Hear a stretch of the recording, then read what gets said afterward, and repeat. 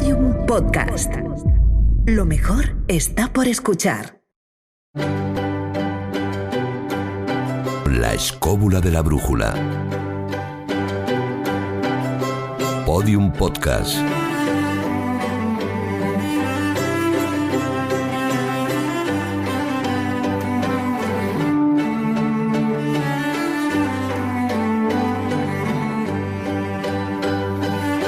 Me acabo de dar cuenta de que hay una pregunta que hace ya muchas semanas, demasiadas semanas que no hago en la escóbula de la brújula y que me va a servir para abrir esta edición del programa a lo grande, como nunca. Y la pregunta es la siguiente.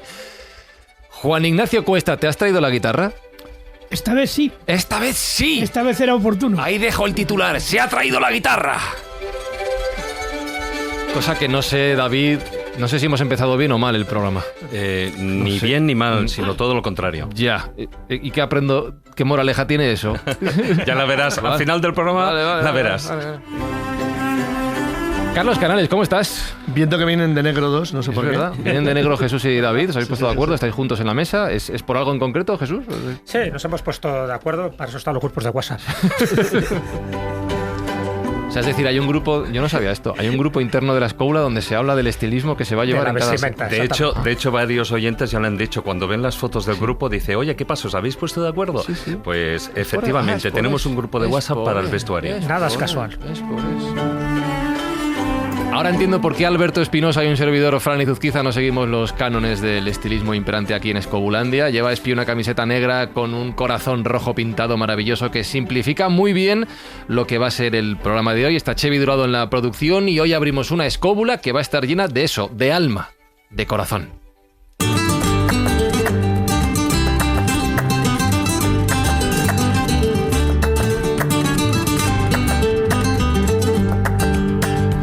Creo que es la quinta vez, he contado, que nuestra invitada nos acompaña en la escóbula, nuestra invitada de hoy, que es leonesa, cosa que es procedente siempre en la escóbula, filóloga, narradora especializada en cuentos populares, escritora, fundadora de la editorial de los libros de las malas compañías, a través de la cual hoy nos presenta su nuevo libro, la reedición ampliada, mejorada y reilustrada, creo, de Cuentos de la Madre Muerte, firmado por Ana Cristina Herreros. Ana, ¿cómo estás? Pues encantada de estar aquí con vosotros porque siempre vengo jubilosa a compartir esta escóbula con vosotros. De hecho, comparto ese júbilo para preguntarte con la ilusión de un niño, ¿hoy también nos vas a contar cuentos? Hombre, claro. ¿Sí? Sí. Pues además, así lo dice así, estoy deseando empezar esta edición escobulera. Ha dicho jubilosa.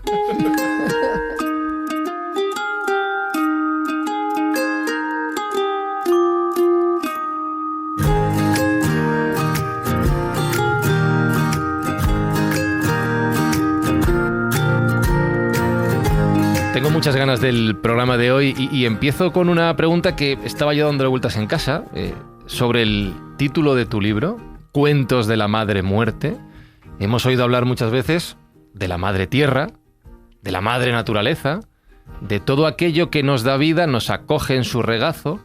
A veces trae peligros, como pueden ser, pues no sé, las inclemencias climatológicas más extremas, terremotos, volcanes, que pueden traer la muerte. ¿Pero lo de madre muerte no suena un poco contraintuitivo, quizá?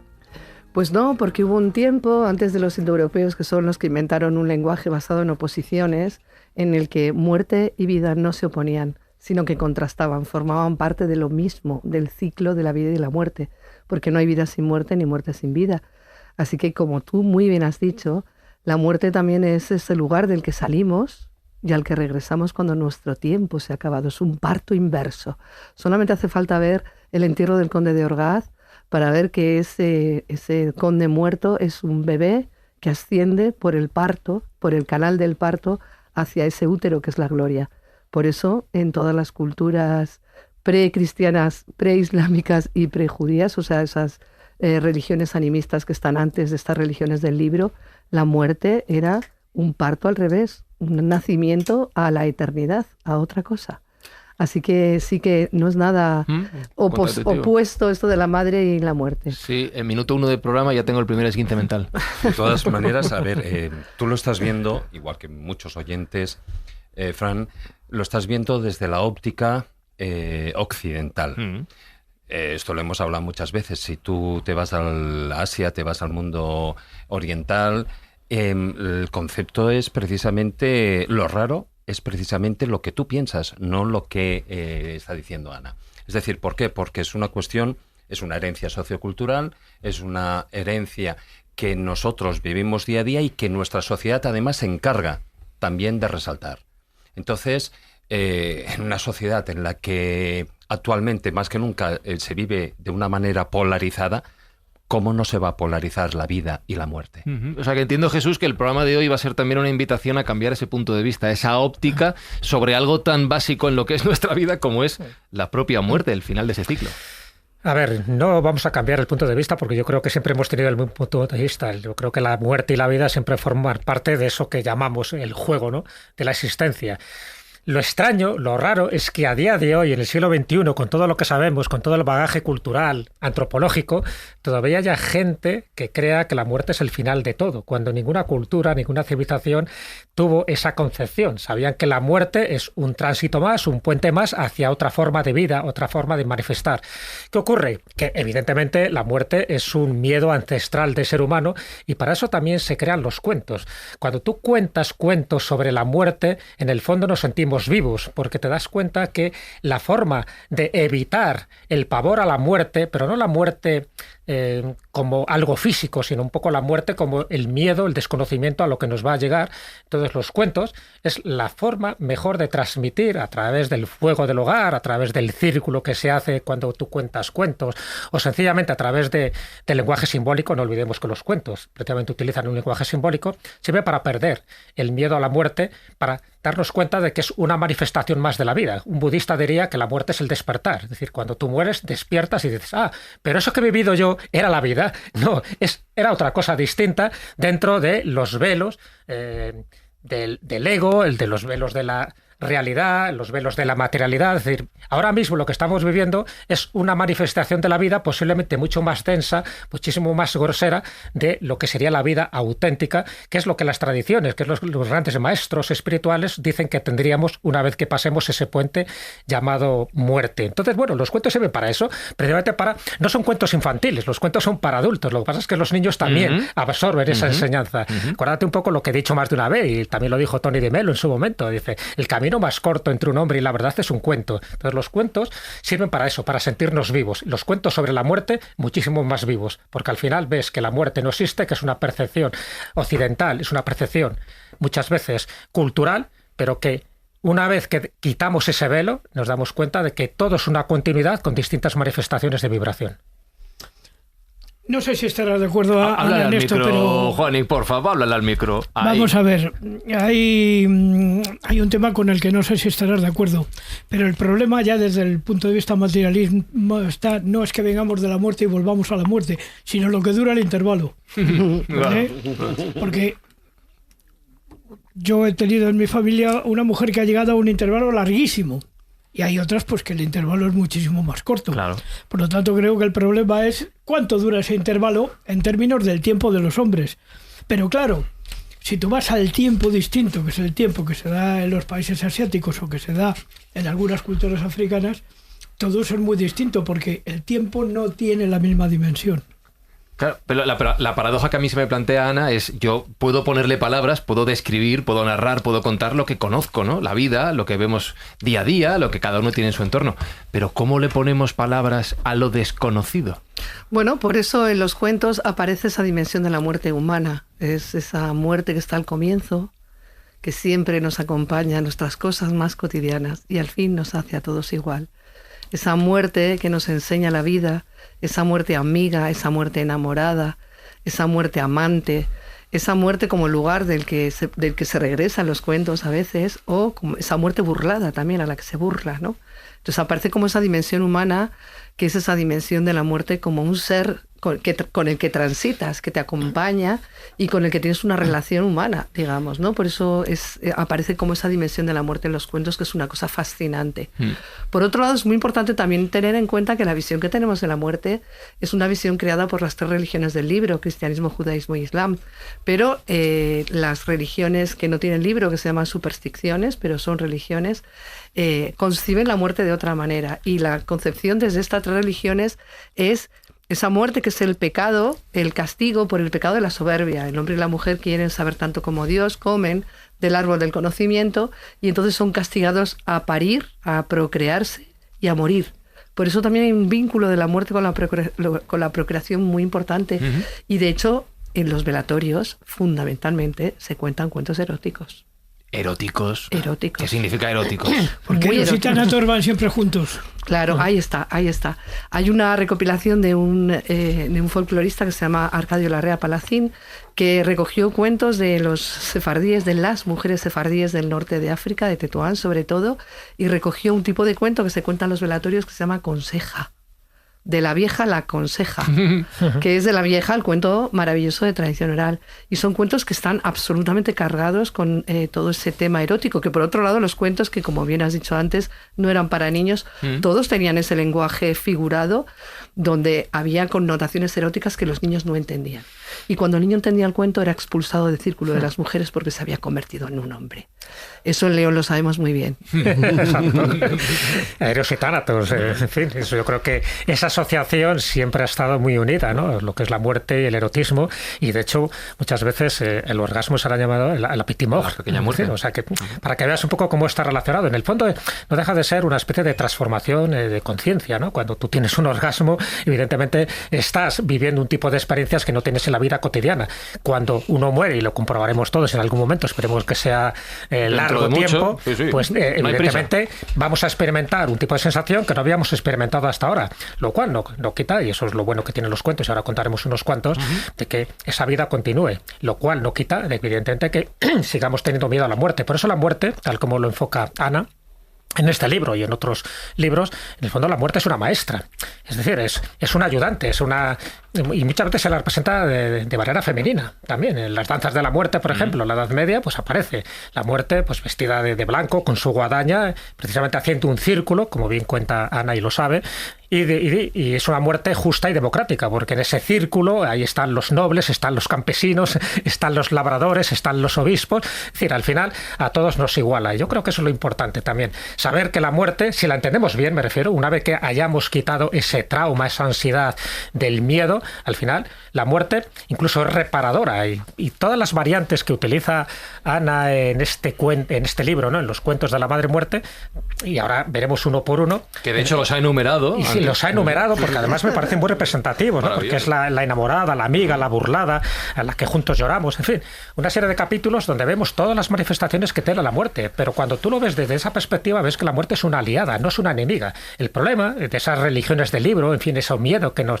han inculcado desde pequeño, es que pensamos que la muerte es una enemiga, que viene a cortarnos la vida, y que si nos cortan la vida, pues claro, nos cortan todo lo que tenemos, en fin, ¿dónde estará ya nuestra casa? ¿Dónde está nuestra familia? ¿Dónde están todos los bienes que hemos atesorado? En fin, nos quedamos siempre con esa parte, ¿no? Con esa propiedad. Hay un pequeño cuento budista, ¿no? Lo cuento muy por encima porque en el fondo este es un programa. Va a ser una competición de cuentos de Callejo y cuentos de Ana. Para nada, pero bueno, yo creo que los cuentos es verdad que nos ponen un poco el punto en esa dimensión más adecuada, ¿no? Para entender ese miedo a la muerte que es el que tenemos que trascender. Entonces, bueno, pues dice estos cuentos orientales, ¿no? Que va un discípulo a su maestro y le dice, maestro, dice, tengo miedo a morir. Dice, ¿que tienes miedo a morir? Pues venga, pues muérete ya. Dice, pero maestro, ¿por qué me dices que me muera ya? Dice, no, muérete ya, muere, que muera tu ego ahora mismo, que muera tu deseo y que muera precisamente ese miedo, porque en el momento que mueras a la muerte, ya la muerte no te va a tocar. Es decir, que ¿por qué tenemos miedo a la muerte? Porque tenemos miedo a perder todo lo que hemos atesorado a lo largo de estos años. Cuando dejas el ego, cuando dejas los deseos, cuando dejas cualquier tipo de materialidad alrededor, lo que te queda es tu esencia, y la esencia es lo que va a pervivir. Lo que queda ahí es el cuerpo físico. En fin, eso es algo mutable y posible y que no tiene la mayor importancia.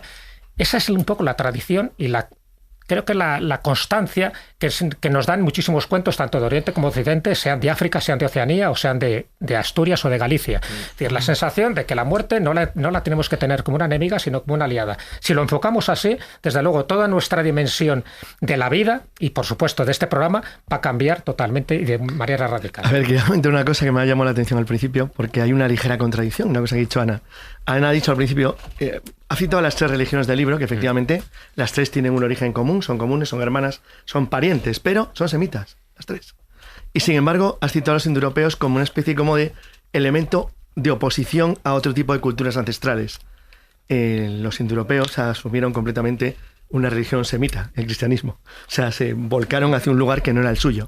Porque si tú vas a las tradiciones, al fondo de las tradiciones españolas, que por ejemplo Jesús también conoce muy bien, hay un fondo oculto más allá del mundo grecolatino nuestro, que también es indoeuropeo, que está más atrás incluso, que también lo es, que en algún lugar de las estepas de Asia, me da igual, o de Ucrania, donde quieras, que mantiene un tipo de elementos, de características ancestrales, de costumbre, de vinculación a la tierra, a los elementos de la naturaleza, al viento, al sol, a la lluvia, etcétera, que están profundamente metidos dentro, vamos a llamarlo así, el alma de los pueblos de Europa occidental, que viene de un lugar lejano, que es anterior al cristianismo, que es semita, curiosamente. Con lo cual, ese tipo de cultura ancestral no sabemos lo que había antes, porque los pueblos de recolectores, cazadores que vivían en Europa antes que llegaran los primeros pueblos de la estepa, no sabemos ni lo que pensaban realmente. Son demasiado remotos y demasiado primitivos. Pero eran gente con un altísimo conocimiento, eso hemos hablado aquí muchas veces, de matemática, de astronomía, mucho más de lo que a veces dicen de un pobre cazador errante, ¿no? Eran gente bastante complicada, que entendía bien el cosmos, que hacían megalitos, que tenían capacidad de construcción, que probablemente navegaban. Todo ese tipo de gente tenía un macrocosmos que no conocemos, que curiosamente lo que aportan los indoeuropeos después tampoco debe ser tan diferente. Si lo que ha sido diferente es lo que ha venido después, lo que empieza a ocurrir a partir de la era cristiana. Eso sí es distinto, porque además lo que le intenta sustituir, que es el Islam, es exactamente igual. Es decir, no cambia gran cosa, porque al fin y al cabo Jesús es un profeta del Islam también. Sí, sí. Aún así hay una cosa y... querías comentar algo. No te preocupes. Entre la vida y la muerte, y ahí yo creo que es esa tercera vía, que es el problema, que es el duelo. El duelo es el problema entre la vida y la muerte. Es lo que a nivel sociocultural y a nivel psicológico, la parte que nos afecta. La parte más directa. La que no queremos vivir. La que no queremos vivir. Muchos de estos cuentos, ¿sí? Tanto para adultos como para niños, porque todos sabemos aquí que los cuentos no son solo para niños, ¿no? O principalmente no son para niños, vienen a arreglar y a dar pautas para que nosotros, cada uno de nosotros, trabajemos esa salida. Es decir, trabajemos los miedos, trabajemos el miedo de la ausencia, el miedo de la soledad, etcétera, etcétera, etcétera, ¿no? El miedo de no ver a las personas queridas. Yo recuerdo un cuento que leí, que una vez más, como digo, no era para niños, era para adultos, ¿no? El que le decía... Es que cuento para adultos tiene un significado. No, bueno, ya. Volvemos al erotismo, venga, adelante. Muy raro, ¿no? No, en este caso no era por eso, sino era que decía... Siempre lo mismo. En este caso, como iba diciendo... En este un el cuento sí. En el que se planteaba, es que está nervioso. Me sacas de adultos. Venga. Carlos, no tienes solución. La opción es la de que pensar que hay un lugar en el que la gente nunca desaparece. Y ese es el recuerdo. Claro, totalmente. Y de hecho, me ha parecido escucharte, Ana, al hilo de lo que dice David, que has estado hace unos días contando cuentos en un tanatorio. Sí, el tanatorio de Córdoba me contrató para contar cuentos a los niños y a las niñas. ¿Y qué? ¿Nos puedes poner un ejemplo? Sí. Si te viene a la mente algún cuento que le cuentas a la gente en un tanatorio. Sí, lo más gracioso de este suceso, que fue el domingo, es que yo me había apuntado, fue el sábado, yo me había apuntado que mi función era el domingo y el viernes me dicen que no, que habían cambiado la fecha y no me había enterado. Y entonces me costaba mucho encontrar un tren para llegar a Córdoba, sobre todo porque estaba en Valencia. Y me dijeron, no te preocupes, te mandamos un coche fúnebre. ¿Cómo? Dije que bien, voy a ir estirada y durmiendo. Bueno. Llegaré muy descansada. ¿En serio? Y fue maravilloso, porque al final encontré un ave y no hizo falta que me mandaran el coche fúnebre, pero he ido a contar en coche de policías, en bombero, pero en fúnebre nunca. Ajá. Me hacía como ilusión ir en un coche fúnebre a contar. Sí. Y fue muy interesante. Porque sobre todo salir viva de él. Sí. Puedes ir estirada, puedes ir durmiendo, es maravilloso un coche fúnebre. Sí. Y era un público misceláneo porque había adultos, pero había niños también. Claro. Y lo más fascinante fue un niño de 7 años, Alberto, que se había leído el libro y, ¡ay, qué guay! Y venía a pedirme un cuento. Y me pedía el cuento de la muerte madrina. Y entonces le conté el cuento de la muerte madrina. Al día siguiente volvió a verme a otro sitio donde también tenía una función y me volvió a pedir el mismo cuento y se lo volví a contar. Un niño de 7 años que le fascina un cuento donde la muerte se convierte en la madrina de un niño, una muerte justa, una muerte que de alguna manera apoya la crianza y que está allí, ¿no? Y me pareció muy interesante porque normalmente los adultos con el tema de la muerte tenemos como esa prevención, pero en los niños viven la muerte de una forma supernatural. De hecho, las muertes de los cuentos son simbólicas. Una muerte es transformación, es metamorfosis. Y los niños lo saben. Pero luego el problema también de los dibujos animados, donde nunca mueren. Sí, puede ser, pero... O el concepto del videojuego moderno, que es inmortal. Ya. Tú tienes un fallo, te han matado y vamos a repetir. Tienes una vida, segunda ¿no? vida, ¿no? Que hay una segunda vida que aquí falla un poco. Total. Exacto, sí. Los niños comienzan a preguntarse por la muerte cuando pierden los primeros dientes, porque es el momento en el que te encuentras con la pérdida, ¿no? Con la posibilidad de que pierdas algo de tu cuerpo, ¿no? La vida o un diente. Y es muy curioso porque en ese momento los niños comienzan a preguntarse de una forma insistente sobre el tema de la muerte. Y en ese momento hay un Dios que está en un rito de paso. El paso de la lactancia, porque los dientes de leche se llaman así, porque antes la gente era lactante hasta que se le caían los dientes de leche, a la infancia, porque en todos los ritos de paso siempre hay un Dios. Y este Dios se llama Ratón Pérez. Es decir, es el comienzo del capitalismo. Ahí también descubren Bueno, el dinero. comienzo del capitalismo es el Ratón Pérez cuando adquiere apellido. Totalmente, Porque el Ratón Pérez al principio no se llamaba Pérez, se llamaba el ratón de los dientes. Y los niños cuando se les caía un diente, cogían el diente que todavía sangraba, se ponían de espaldas al tejado, por eso sabemos que es un dios, porque a los dioses no se los mira de frente si no te conviertes en sal. Pero fíjate que con Pérez, con el apellido Pérez, es el mito español más universal. Que quiero escuchar el cuento. Tiraban el diente. Ahora vamos a Pérez. Tiraban el diente al tejado porque los roedores vivían en los tejados eran de paja. Decían palabras que sonaran a canción que los llamamos rezar. Y decían, ratoncito, ratoncito, toma este dientecito y tráeme otro más bonito. Pero a las casas les salieron pisos y a los niños no. Así que en el hogar, cuando ya no había fuego, se ponían de espaldas y tiraban el diente mientras decían, toma guar este diente y tráeme otro que me haga más valiente. Exacto. Pero llegó la revolución industrial, la electricidad y se acabaron los fuegos en las casas. Y también llegó la importancia de tener un apellido y le pusieron Pérez a ese ratón. ¿Por qué Pérez?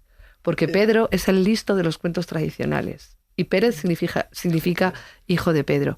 Y en ese momento, digamos, apareció... O sea, la historia del ratón Pérez es la historia del capitalismo. Estoy totalmente de acuerdo contigo. Además de ponerle nombre, un señor, padre Coloma, escribió una historia del ratón Pérez diciendo que vivía en la calle Arenal, número 8. Para el príncipe encima. Sí, Asturias, es bestial. Para que convirtió al príncipe en un ratoncito y se fueron a la calle Jacometrezo a llevarle una monedita a un pobre porque los pobres también se mueren y son más. Y ellos van al cielo y los ricos no.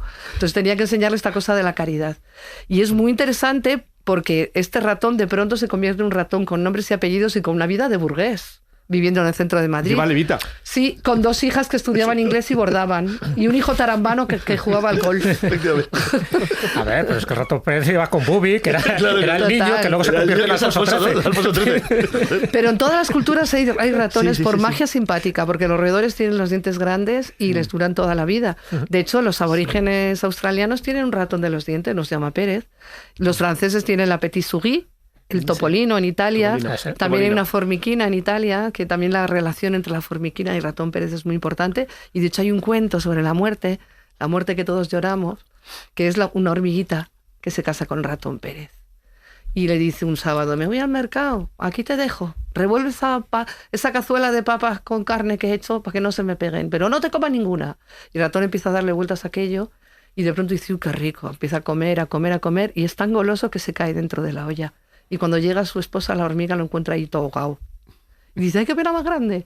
Y cuando uno tiene pena, lo mejor es echarse por el mundo adelante. Así que se echa por el mundo adelante y se encuentra con un pajarico que dice, pajarico, pajarico. Le dice el pajarico a la hormiguica, hormiguica, hormiguica, ¿por qué estás tan triste? Ay, porque mi marido se cayó en la olla. Pues si tú estás triste, yo también. Y se corta un ala.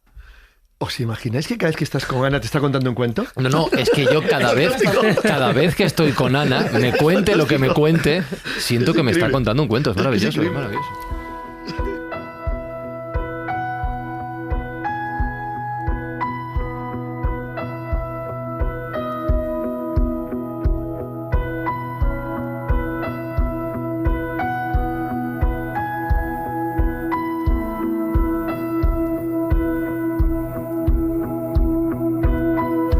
Que yo pretendía hablar de la muerte y la infancia, de cómo contar la muerte a la infancia en la parte final del programa, pero ya que has introducido el tema, quiero profundizar en él.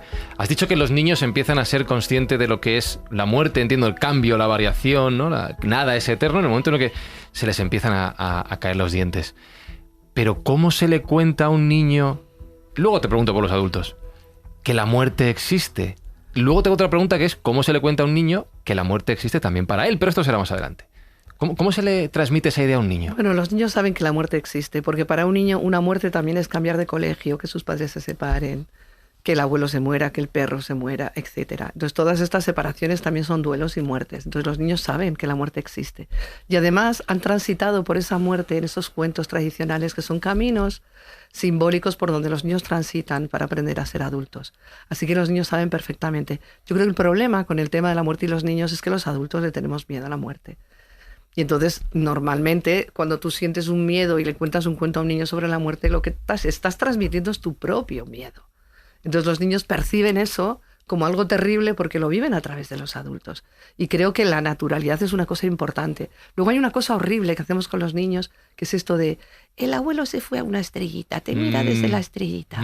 Que es como, de alguna forma, sancionar que el abuelo te ha abandonado por propia voluntad. Y nadie se va de este mundo por voluntad propia. Se va cuando su tiempo se ha acabado, pero no por voluntad propia. Hay algunos que sí. Sí, bueno, claro, evidentemente. Un inglés en un balcón en Mallorca no necesita que se le explique. No, pero mira, me estás recordando a mi propia sobrina, tiene 5 años ahora, y ella sabe que sus abuelos están en el cielo. Y hay momentos en los que ella ha sentido frustración y he oído preguntas del estilo, abuelita, ¿cuándo vas a volver a venir a verme? Claro. Y es una pena que les carguemos con esa sensación de impotencia de decir, es que no, a lo mejor piensan, es que no quiere venir a verme. Y de abandono, por supuesto, sí, claro. Yo creo que a los niños, desde mi punto de vista, la muerte se les cuenta de otra manera, porque abuelita sigue en ella, en su piel, en su sangre, en su recuerdo, como decía antes el compañero, ¿no? Sí, pero experimentan la ausencia. Por supuesto. Y ese es el problema. Claro. Porque cuando el niño experimenta la ausencia de algo que le era común y que le era familiar y que estaba ahí, es cuando viene el verdadero problema, que se da cuenta de que la vida va algo más en serio de lo que él pensaba en principio. Y además es una ausencia inexplicable, David, que no puedes... A ver, lo que pasa es que sí, los niños a partir de los 5 años, que es más o menos cuando empiezan a tomar conciencia o están psicológicamente preparados para poder entender el concepto de lo que es la muerte, ellos tienen la necesidad de entender qué ocurre cuando esa persona se va. Claro. Entonces, esa persona, o puede ser el abuelo, normalmente las personas mayores, pero ojo, también puede ser un perrito, un gato que haya en casa, es decir, esa ausencia del ser querido que se marcha, ¿no? Entonces, nosotros cuando los adultos les hablamos de la muerte, lo que les estamos dando de una manera u otra son herramientas para que ellos puedan procesar esas emociones que ellos están sintiendo y que no saben exactamente cómo encajar y cómo ubicar, ¿no? Entonces, lo que hay que hacerles es tratar de darles respuesta a esas preguntas que el niño te plantea. No vale lo de la escapada, bueno, mañana te lo contaré, o cuando seas más mayor, o como dice Ana, ¿no? Dice, no, bueno, está en el cielo una mariposa y tal. Bueno, dile algo más. Dile algo más, porque el niño necesita y va a seguir buscándolo o va a tener esa carencia. Entonces, el problema es que además los niños tienen esos, como digo, esos sentimientos, esas emociones de tristeza, de miedo, y que incluso cuando una persona se va, el abuelito se va, como decía Ana, parece como que ya no le quiere. Y no es que no le quiera, sino es que, bueno, es el curso, el ciclo de la vida. Entonces, el problema puede estar que en muchos casos nosotros pues no sabemos exactamente cómo enfrentarnos como padres o como tíos, no sabemos cómo enfrentarnos a ese tipo de explicaciones, no somos capaces de explicarlos. La idea del cielo es una explicación piadosa también para evitar sufrimientos, ¿no? Que a lo mejor es bien intencionado, aunque pueda ser contraproducente. Sí, lo que pasa es que yo creo que ahí en muchos casos, y es lo que los cuentos vienen a formar, que es, yo creo que la mejor manera de contarlos a través de una metáfora. Es decir, siéntate con un niño, siéntate con una niña, sean hijos, sobrinos, da igual, ¿no? Siéntate, coge un cuento y lee con él, leer en voz alta y que el niño vaya preguntando. O si no, hay la otra vía, digo, en los cuentos, porque evidentemente, y aquí lo conocemos bien, y Ana sobre todo, pues los cuentos lo que hacen es conseguir tocar el corazón, los cuentos bueno, pues dan esas herramientas, colaboran para que los niños vayan moviendo esos sentimientos y los vayan ubicando de una manera segura, ¿no? Porque lo están viendo como ahí, puestos en un papel y como ausentes. Es como cuando vemos un partido de fútbol desde casa y no estamos en mitad del juego, ¿no? Del campo de juego. Entonces, de la misma manera como los cuentos son capaces de hacer eso, también, por ejemplo, y a día de hoy, como sustituto, está en las películas. Y eso las grandes compañías lo saben, o sea, desde Disney, que lo han venido haciendo, pero bueno, todas estas que no dejan de ser, en muchos casos, cuentos de papel llevados a la gran pantalla, ¿no? Entonces sí que hay... bueno, a ver, todos los que estamos en esta mesa, yo creo que todos hemos vivido y hemos crecido con esa idea de, pues yo qué sé, la madre de Bambi. ¡Ay, el Rey León! Me estoy acordando de Mufasa. Claro, exactamente, de Bambi, o el padre de Simba, ¿no? En el Rey León, ¿no? Entonces, fíjate cuántos años de Bambi a Mufasa. Sí, lleva muchísimos. Pero a día de hoy, por ejemplo, y hace pocos días que precisamente fue la Noche de Difuntos, ¿no? Pues pusieron, por ejemplo, una de las grandes películas para mí que se han hecho en el mundo de la animación, que es Coco. Ah, sí. Coco, precisamente, una película que se hizo en el 2017. Y entonces, bueno, pues ahí podemos descubrir... Ambientada en el Día de Muertos de México. Exactamente. Es una película ya de referencia en México. Sí, México. Y el tema está en que nos enseña que la vida no es... bueno, que aunque está la muerte es como traspasar una puerta, que no es el fin, que hay muchas formas de recordar y que precisamente parte de la alegría de esa muerte está en recordar lo que antes decía, ¿no? En los recuerdos siempre habitarán esas personas, esos seres queridos que se van, ¿no? Entonces, en Coco eso se ve. O, por ejemplo, Up, que también es... la primera secuencia de Up es la cosa más lacrimógena del mundo, precisamente porque en 2 minutos te presenta la muerte, la vida. Claro, ¡pa! Y a los 4 minutos que ha empezado la película, está llorando ya como estás una madre. con unos lagrimones. Bueno. Pero es que esos 2 minutos que dura esa melodía... es que son magistrales. Sí. Ahí ya se enseña todo, pero también te está enseñando a través del niño y a través de lo que el niño despierta en el hombre mayor, que la vida continúa y que hay otras cosas también que puedes seguir haciendo y que puedes ilusionarte en la propia vida, ¿no? Porque bueno, hoy estamos hablando de la muerte, pero también de la vida, porque independientemente de que es la misma cuerda que hace el círculo, ¿no? Dónde termina una y dónde empieza la otra, sino sencillamente que la muerte es importante, pero lo que es más importante también es la propia vida, lo que estamos viviendo ahora mismo. Otra peli de Pixar que ilustra precisamente lo que está diciendo, Soul, que tiene una de las frases más bonitas y que más me ha hecho llorar, yo creo, de mi vida. Hago spoiler si alguien no la ha visto, y es la primera vez que yo digo esto en la escóbula, pero bueno. Y que hayas visto una película. Sí, está hablando de cine. Totalmente. Esto está pasando a la historia. Y pensando en que quizá alguien no lo haya visto. La frase es: yo ya he vivido, ahora te toca a ti. Exactamente. ¡Buah!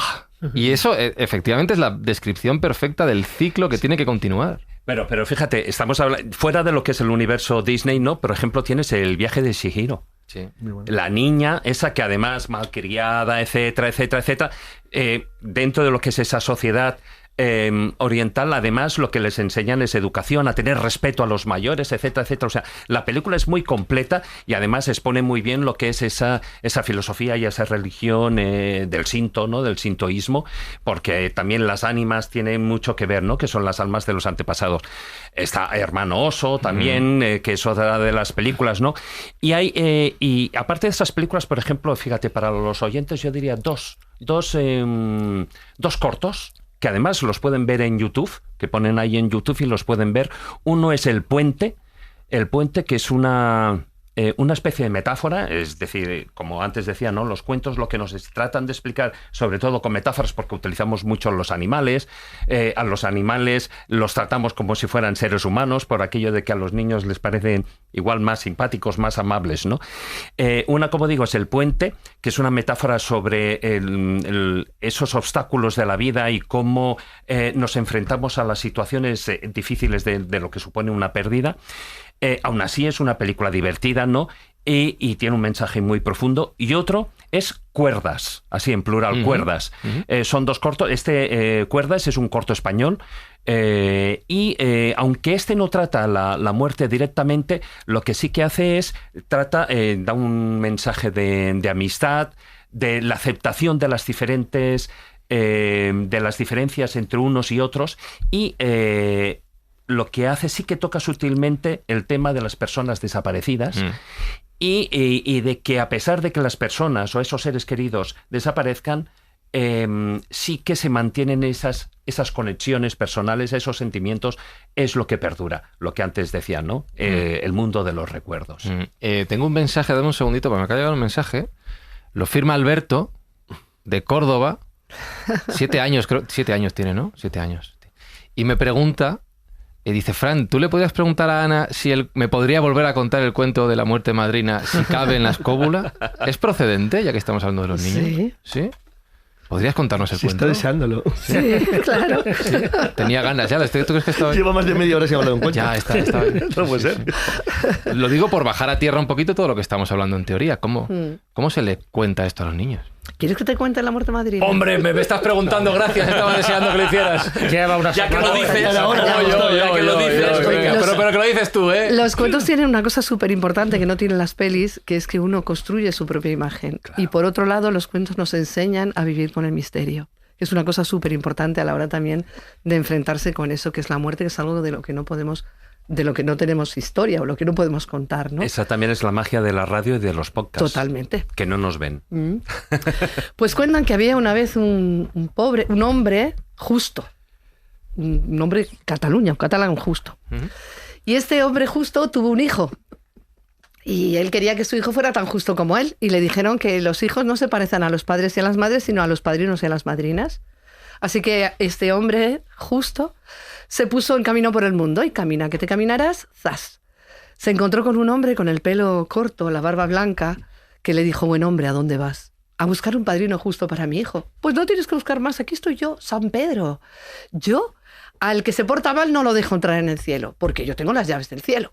Y el hombre miró a San Pedro y le dijo, justo tú que por un pecadillo de nada no dejas entrar a las almas al cielo, ¿qué vas a hacer justo tú?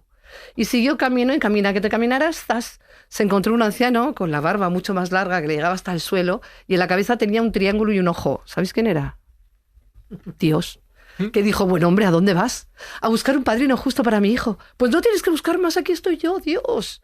Y el hombre miró a Dios y le dijo, hombre, justo tú que pudiendo hacer a todos iguales, haces a unos ricos y a otros pobres, a unos sanos y a otros enfermos, ¿qué vas a hacer justo tú? Anda. Y siguió de camino por el mundo. Iba caminando cuando se encontró con un ser rojo con cuernos y pezuñas y rabo que le dijo, buen hombre, ¿a dónde vas? A buscar un padrino justo para mi hijo. Pues no tienes que buscar más, aquí estoy yo, el diablo. Al que se porta mal, lo frío por toda la eternidad en el infierno. Y el hombre miró al diablo y dijo, justo tú que por un pecadillo de nada me condenas a las almas a vivir ahí asadas en el infierno, ¿qué vas a hacer justo tú? Y siguió caminando y se encontró con un ser flaco, con una túnica blanca y una capucha que le cubría la cara de hueso. Y en el hombro llevaba una guadaña. Y le dijo, bueno, hombre, ¿a dónde vas? ¿A buscar un padrino justo para mi hijo? Pues no tienes que buscar más, aquí estoy yo, la muerte. Yo a todos, cuando les llega su tiempo, me los llevo por igual. Y el hombre miró a la muerte y le dijo, hombre, justa tú, que te llevas a gente que hace mucha falta y a gente que está clamando por irse, no te la llevas. Pero he de reconocer que entre todos los que me he encontrado, tú eres la más justa. ¿Quieres ser la madrina de mi hijo? Y a la muerte le encantó la propuesta. Así que al día siguiente se fue al pueblo donde vivía este hombre y llegó a las 12 a la iglesia a cristianar al muchacho. Venía con una mortaja llena de blondas y bordada. Se había afilado la guadaña y todo. Y venía con una faltriquerilla llena de moneditas y caramelos. Y por primera vez, cuando acabó de cristianar al muchacho, los niños no se iban porque ella tiraba caramelos y los niños se acercaban allí. Bueno, esta madrina cumplió con su oficio de madrina. Todos los años le compraba la mona de Pascua a su ahijado. Le compró los primeros zapatos, iba a visitarlo el día de su santo y el de su cumpleaños. Pero un día la muerte llegó y le dijo al hombre justo, me da tanta pena que para un compadre que tengo seas tan pobre. ¿Por qué no te haces médico? Y el hombre justo dijo, ¿médico si no he estudiado? No hace falta, mira, toma. Y le dio una especie como de botecito con un líquido azul y le dijo, Cuando vayas a ver a un enfermo, primero habrás de mirar dónde estoy. Si estoy en la cabecera, me lo llevo y con los dedos de mi mano señalaré los días que le quedan. Pero si estoy a los pies, no me lo llevo. Entonces tú le pondrás una gotita de esto y se levantará como si nunca hubiera estado enfermo. Y aquel hombre justo se convirtió en el médico más famoso de toda la península ibérica. Pero vete tú aquí, que enfermó la hija del rey de Castilla. Y el rey de Castilla había oído hablar de aquel médico catalán, así que lo mandó venir y le ofrecieron una enorme bolsa con dinero si curaba a la princesa. Cuando llegó, miró y lo primero que vio fue la muerte en la cabecera. Con sus manos señalaba que le quedaban 2 días. Pero al hombre le tentó el dinero, así que cogió la cama y le dio la vuelta, de forma que la muerte quedó a los pies. Y después le puso una gotita y aquella princesa volvió a la vida. Y se llevó obviamente la bolsa con dinero, pero esto no le gusta a la muerte. Así que al día siguiente fue a verlo y le dijo: oye, ¿tú nunca has sentido curiosidad por saber dónde vive la muerte? ¿Por saber dónde duerme la muerte? Y el hombre, antes justo, ahora médico, le dijo: sí, claro, pues mañana prepárate que te llevo. Y el día siguiente llegó la muerte y comenzaron a caminar la muerte y aquel hombre. Y comenzaron a caminar por pasos estrechos y difíciles que subían y bajaban montañas. Y cuando llegaron a la 7ª montaña, desde la cumbre vieron un valle y una casa que se alzaba imponente, el Palacio de la Muerte. Y cuando llegaron allí, como por arte de ensalmo, las puertas se abrieron. Y el hombre vio que aquel palacio tenía una sola habitación y que había un montón de lámparas de aceite. Unas tenían mucho aceite y chisporroteaban, y otras tenían muy poquito y estaban a punto de extinguirse. El hombre empezó a caminar por allí y dijo: ¿y esto? Estas son las vidas de las personas. Cuando el aceite se acaba, ha llegado su momento y entonces me los llevo. Y el hombre comenzó a caminar y vio como en un escalón que había una lámpara de aceite que chisporroteaba y dijo: ¿y esta? La de tu hijo, que le queda mucha vida por delante. ¿Y esta que está aquí al lado, que no tiene casi? La tuya. Cuando tú decidiste que la princesa viviera, tuve que quitar el aceite de alguna lámpara, y puesto que tú lo habías decidido, consideré justo que fuera tu aceite el que fuera su lámpara. Y el hombre miró a la muerte y le dijo: hombre, ahora que tengo un hijo, que tengo un oficio, que tengo dinero, ¿me vas a llevar? Coge un poquito de aceite de cualquiera de por ahí. Y entonces la muerte lo miró y le dijo: tú me elegiste porque yo era la más justa. ¿A ti te parece justo eso? Y en ese momento el aceite de su lámpara se acabó y la llama se extinguió y el hombre cayó muerto al suelo. Nada extraño cuando uno va a la casa de la muerte.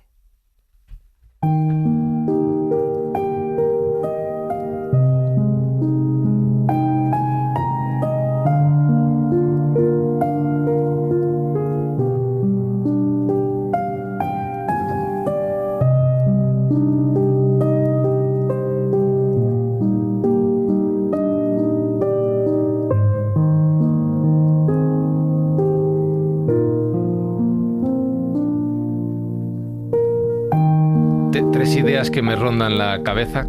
La primera es que mientras Ana contaba esto, estábamos a este lado del cristal de la pecera sonriendo como niños y al otro lado no se han oído porque desde aquí no se oyen, pero ha habido aplausos. La segunda es que David le decía a micrófono cerrado: no me extraña que Alberto, 7 años de Córdoba, saludos Alberto, te pidiera que le contaras el cuento 2, 3 y las veces que hicieran falta. Y la tercera idea es precisamente la que ha expresado uno de los personajes de tu cuento, que es: la muerte muchas veces la calificamos como injusta, de gente buena, de gente joven, de personas que pensamos que no ha llegado su momento y sin embargo se marchan. Y sin embargo tú expresas que la muerte es la más justa de los elementos de la vida. Sí, el germen del teatro en Europa son las danzas macabras que nos habían mencionado por ahí, que eran ese momento de la sociedad estamental medieval, donde la muerte era lo único justo que se llevaba a todos por igual. Por eso la muerte es justa, porque no hace distingos entre unos y otros y a todos, cuando ha llegado nuestro momento, nos lleva. Jesús.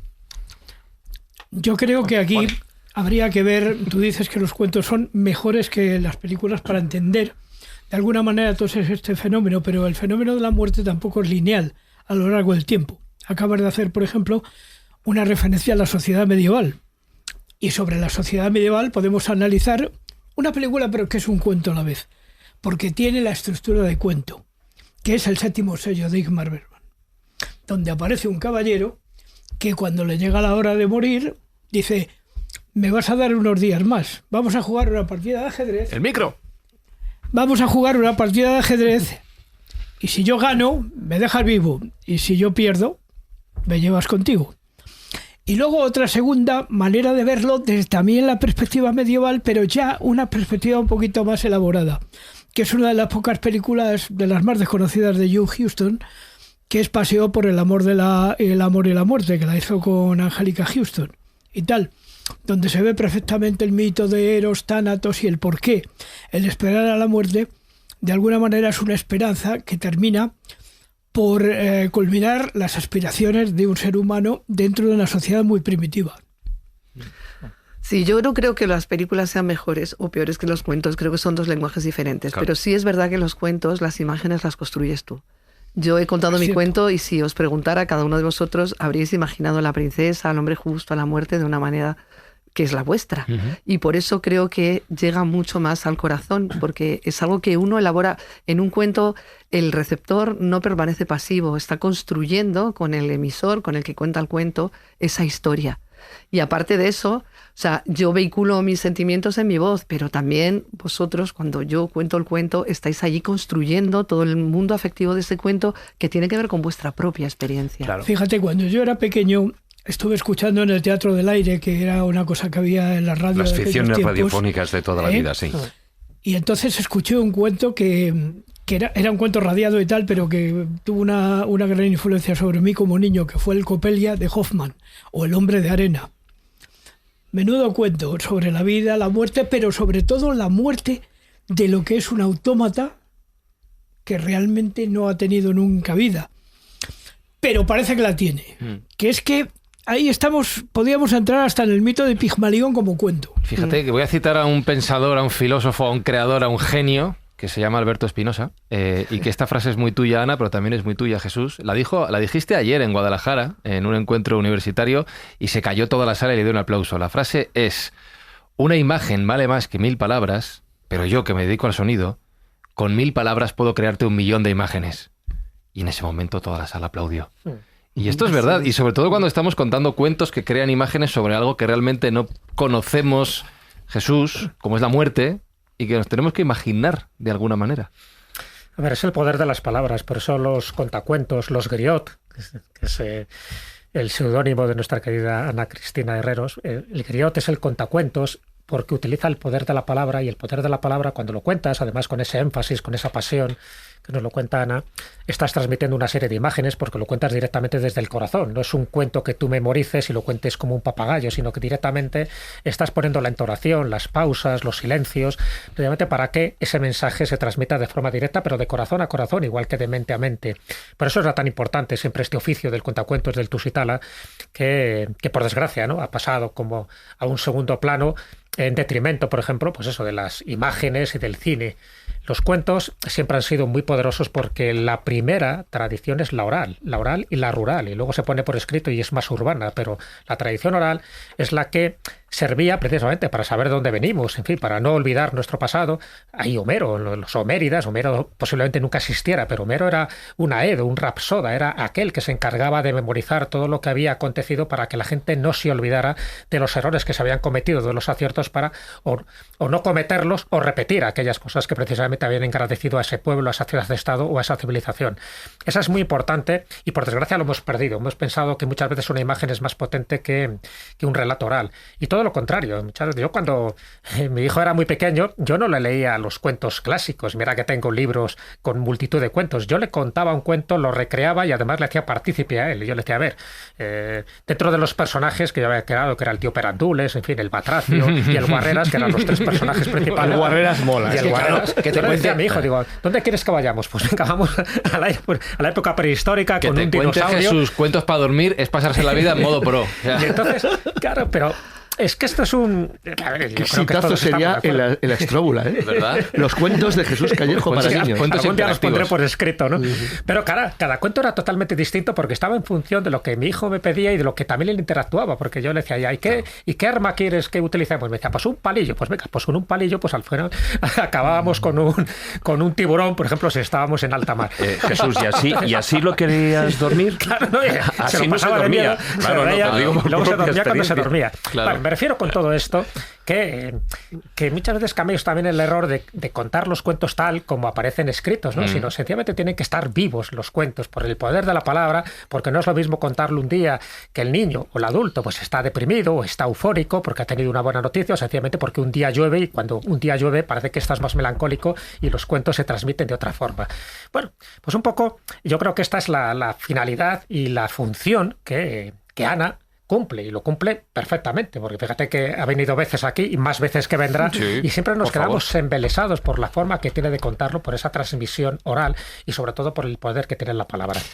Y un poco al hilo de lo que estabas contando y lo que estaba también diciendo Maese, me estaba recordando, en fin, ese cuento además se parece mucho al de la comadre Sebastiana, ¿no? Es un cuento mexicano también que tiene un perfil muy parecido. Pero fijaros un poco también la metáfora que se utiliza para la muerte. En este caso es las velas, ¿no?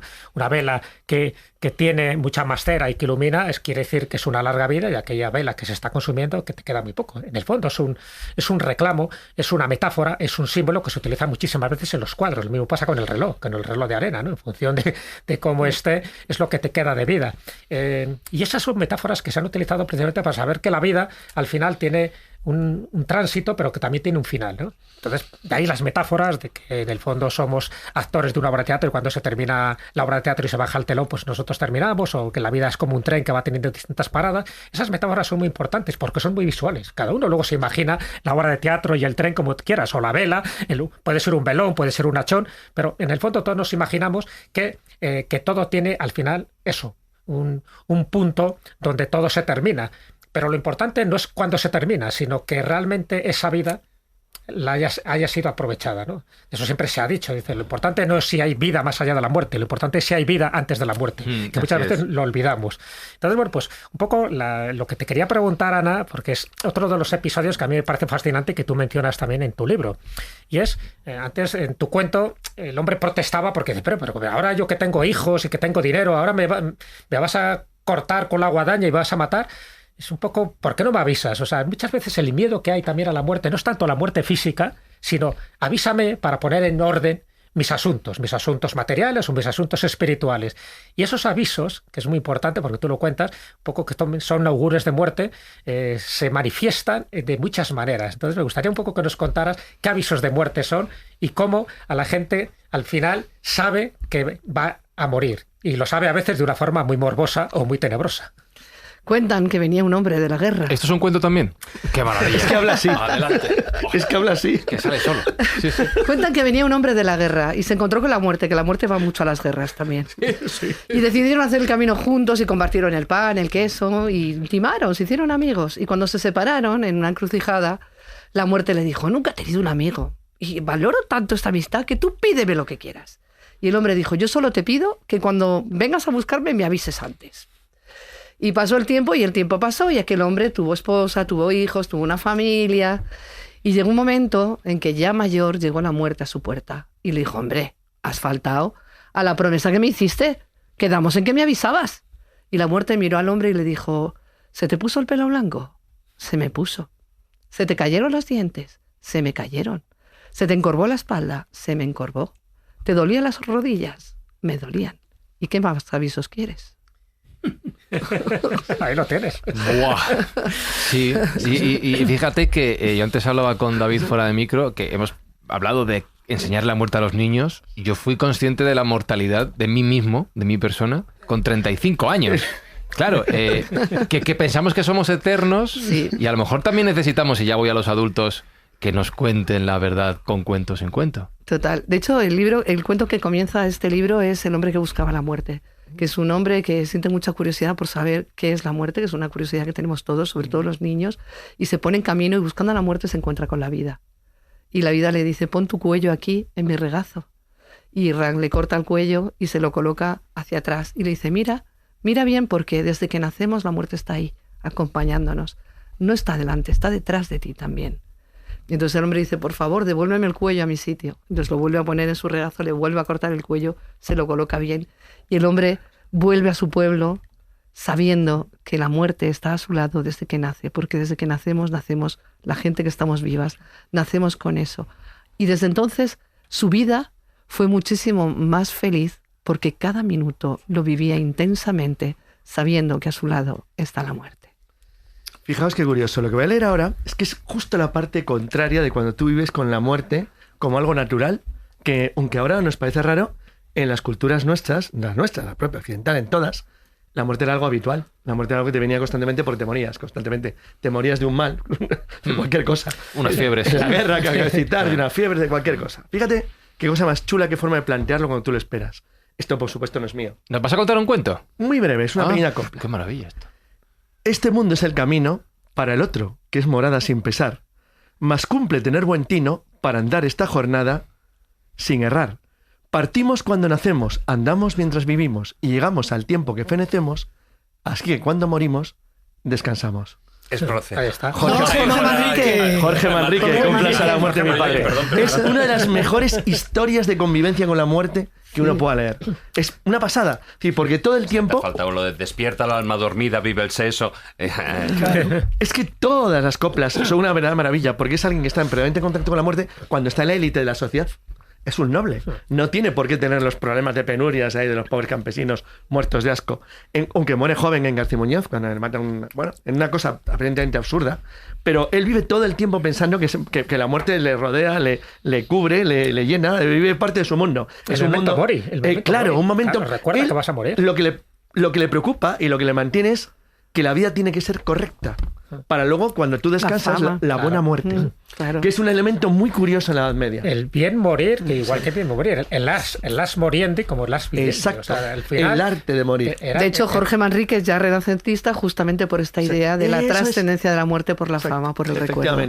Sí, además ese tipo de coplas que a veces se colocaban en osarios, incluso en algún cuadro, por ejemplo en la Catedral de Segovia hay uno, ¿no? Mira que te mira Dios, mira que te está mirando, mira que vas a morir y mira que no sabes cuándo. O lo del osario de Bamba. Claro, también. Entonces, eso es como un recordatorio continuo del memento mori, ¿no? Claro, del tempus fugit. Y las calaveras de... Eso acabo de decir, el osario de Bamba es precioso. También, lo mismo. Mi madre, que era gallega, se pagó la muerte desde que nació. Y cada trimestre le llegaba la revista Santa Lucía y se elegía mortaja, relleno del ataúd y ataúd. Y siempre decía, mira qué ataúd más bonito me he elegido. Es de pino con la cruz de roble que me va a contrastar muy bonito. Y me he elegido un relleno de ataúd de color azul celeste porque con la mortaja blanca me va a quedar súper bonito. Y cuando se murió y vinieron sus hermanas del pueblo a despedirse de ella, todas comentaban, qué guapa, Socorrito, que bien se ha elegido la mortaja. Porque para mi madre era tan importante estar bien vestida y guapa como cuando se casó. De hecho, hubo un tiempo que las mujeres a partir de los 40 viajaban con su mortaja porque querían estar bien vestidas también. Entonces era un rito de paso con el que había que cuidar y el que había que atender. Entonces esta convivencia con la muerte de esa forma tan natural como un paso de un lugar a otro, ¿no? De la soltería a estar casada o de estar viva a estar muerta, era una cosa que se cuidaba hasta el detalle. Entonces es una cosa súper bonita. ¿Sabes lo que decía mi padre de los coches fúnebres, ya que has contado antes los coches fúnebres? Que la única vez que te invitan a montar en un Mercedes en tu vida es cuando has fallecido. ¿Sabes de qué marca era el coche fúnebre que llevó mi padre? Que lo pregunté. Un maldito Mercedes.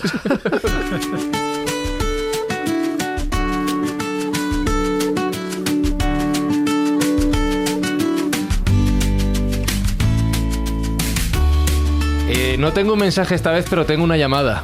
No es de Alberto, de Córdoba, pero creo que también conoces a la persona que nos va a saludar, que vamos a saludar, que es Israel Espino. Israel, ¿cómo estás? Ay, encantadísima de estar con vosotros. Qué ganas tenía de escucharos y de escuchar a mi ídola, por supuesto. Aquí está Ana Cristina Arelos con nosotros, Israel, pero te tengo que preguntar antes de nada, ¿a ti te da miedo hablar sobre la muerte? A mí me encanta hablar sobre la muerte, ya lo sabes. Siempre digo además que los que hablamos sobre la muerte, curiosamente solemos estar muy vivos, ¿verdad, Ana? Hombre, por supuesto. Porque al final la muerte lo que estamos contando es que es lo que mejor te enseña a vivir la vida, ¿no, Israel? Claro, aprovechas cada minuto, es un carpe diem, es un memento mori continuo. Y yo creo que hay que ser cuanto más consciente eres de que tu tiempo es limitado, más lo aprovechas, sin duda. Iba a decir que nos llamaba Israel desde Extremadura, pero me mentiría. Voy a decir que nos llama Israel desde Asturias, porque Asturias nos quiere llevar con el relato de hoy de muerte, Israel. Sí, os quiero llevar a Asturias, os quiero llevar a toda la cornisa. cantábrica, porque bueno, aquí en Extremadura también tenemos algo parecido a este personaje que es protagonista del relato que os quiero contar. No sé si preferís que os cuente primero el relato y luego hablamos del personaje, o lo hacemos al revés. ¿Qué queréis? ¿Qué eliges, Ana? ¿Cuento o explicación? Cuento. Cuento. Bueno, el cuento lo conoce muy bien Ana, porque forma parte de esos cuentos populares de la Madre Muerte, y a mí me encantaba porque es que además coinciden con un capítulo que escribí yo de mi último libro de Aullidos de Muerte.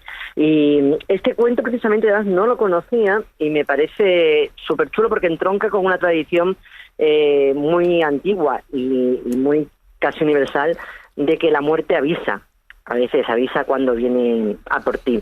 Esta vez cuenta que allí en Asturias hay un ente sobrenatural al que se le llama el huercu, que puede ser un perro, puede ser un pájaro negro, puede ser un hombre, puede ser el doble de un difunto. En este caso se presentó en forma humana. En forma humana fue a casa de un paisano que tenía muchos hijos, porque hace mucho tiempo que estaba casado, y se ve que le dio pena porque tenía muchos hijos que mantener, se lo iba a llevar, así que decidió avisarle, y estaba él cavando la huerta un día antes de que le tocase llevarse, ¿no? Y le dijo: mira, Joan, tú eres el próximo en mi lista, así que mañana a las 12 de la noche voy a venir por ti, y bueno, tú ya estás avisado para que arregles los papeles, para que lo coloques todo, para que tu mujer y tus hijos no se queden tan desamparados. Y se fue. Claro, el pobre Joan se quedó muerto, casi, y fue corriendo a casa y se lo dijo a la mujer, que a las mujeres es verdad que muchas veces somos como más resolutivas. Y entonces la mujer le dijo: no, tú no te puedes morir, tú no te puedes ir con la muerte mañana a las 12. No, mira, ¿sabes lo que vamos a hacer?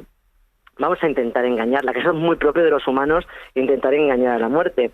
Y entonces lo que hicieron, se ve que el hombre este estaba siempre sin afeitar, hecho un Adán, como decía mi abuela, siempre mal vestido y tal. Entonces la mujer lo que hizo fue afeitarle, le afeitó hasta las cejas y lo vistió con un traje estupendo que le prestó un vecino, un traje bien arregladito, y le dijo: hala, corre ahora y te vas para la taberna.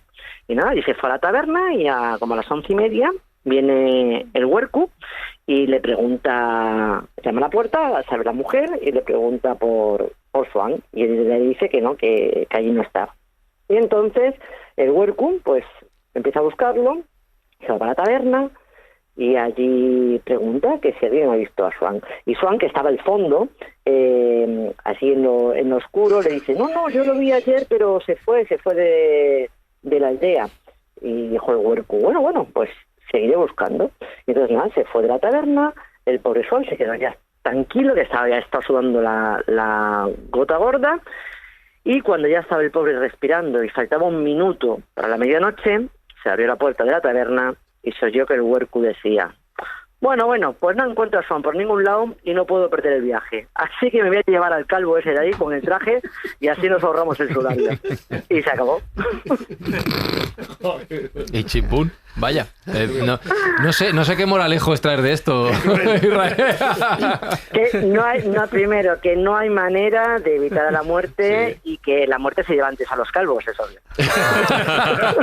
Pero fíjate, esto comparte con el cuento que nos contabas antes del médico, Ana, lo que decía Israel, la imposibilidad de engañar a la muerte. Por mucho que queramos, no vamos a conseguirlo. Esto me recuerda también otro cuento, Israel y Ana, que tú también lo mencionas, el de cuando la muerte llega a Bagdad, que también sería bueno un poco que nos lo contaras, porque es muy breve, pero en el fondo es muy difícil engañar a la muerte. Sí, es un... Claro, es la misma idea, sí.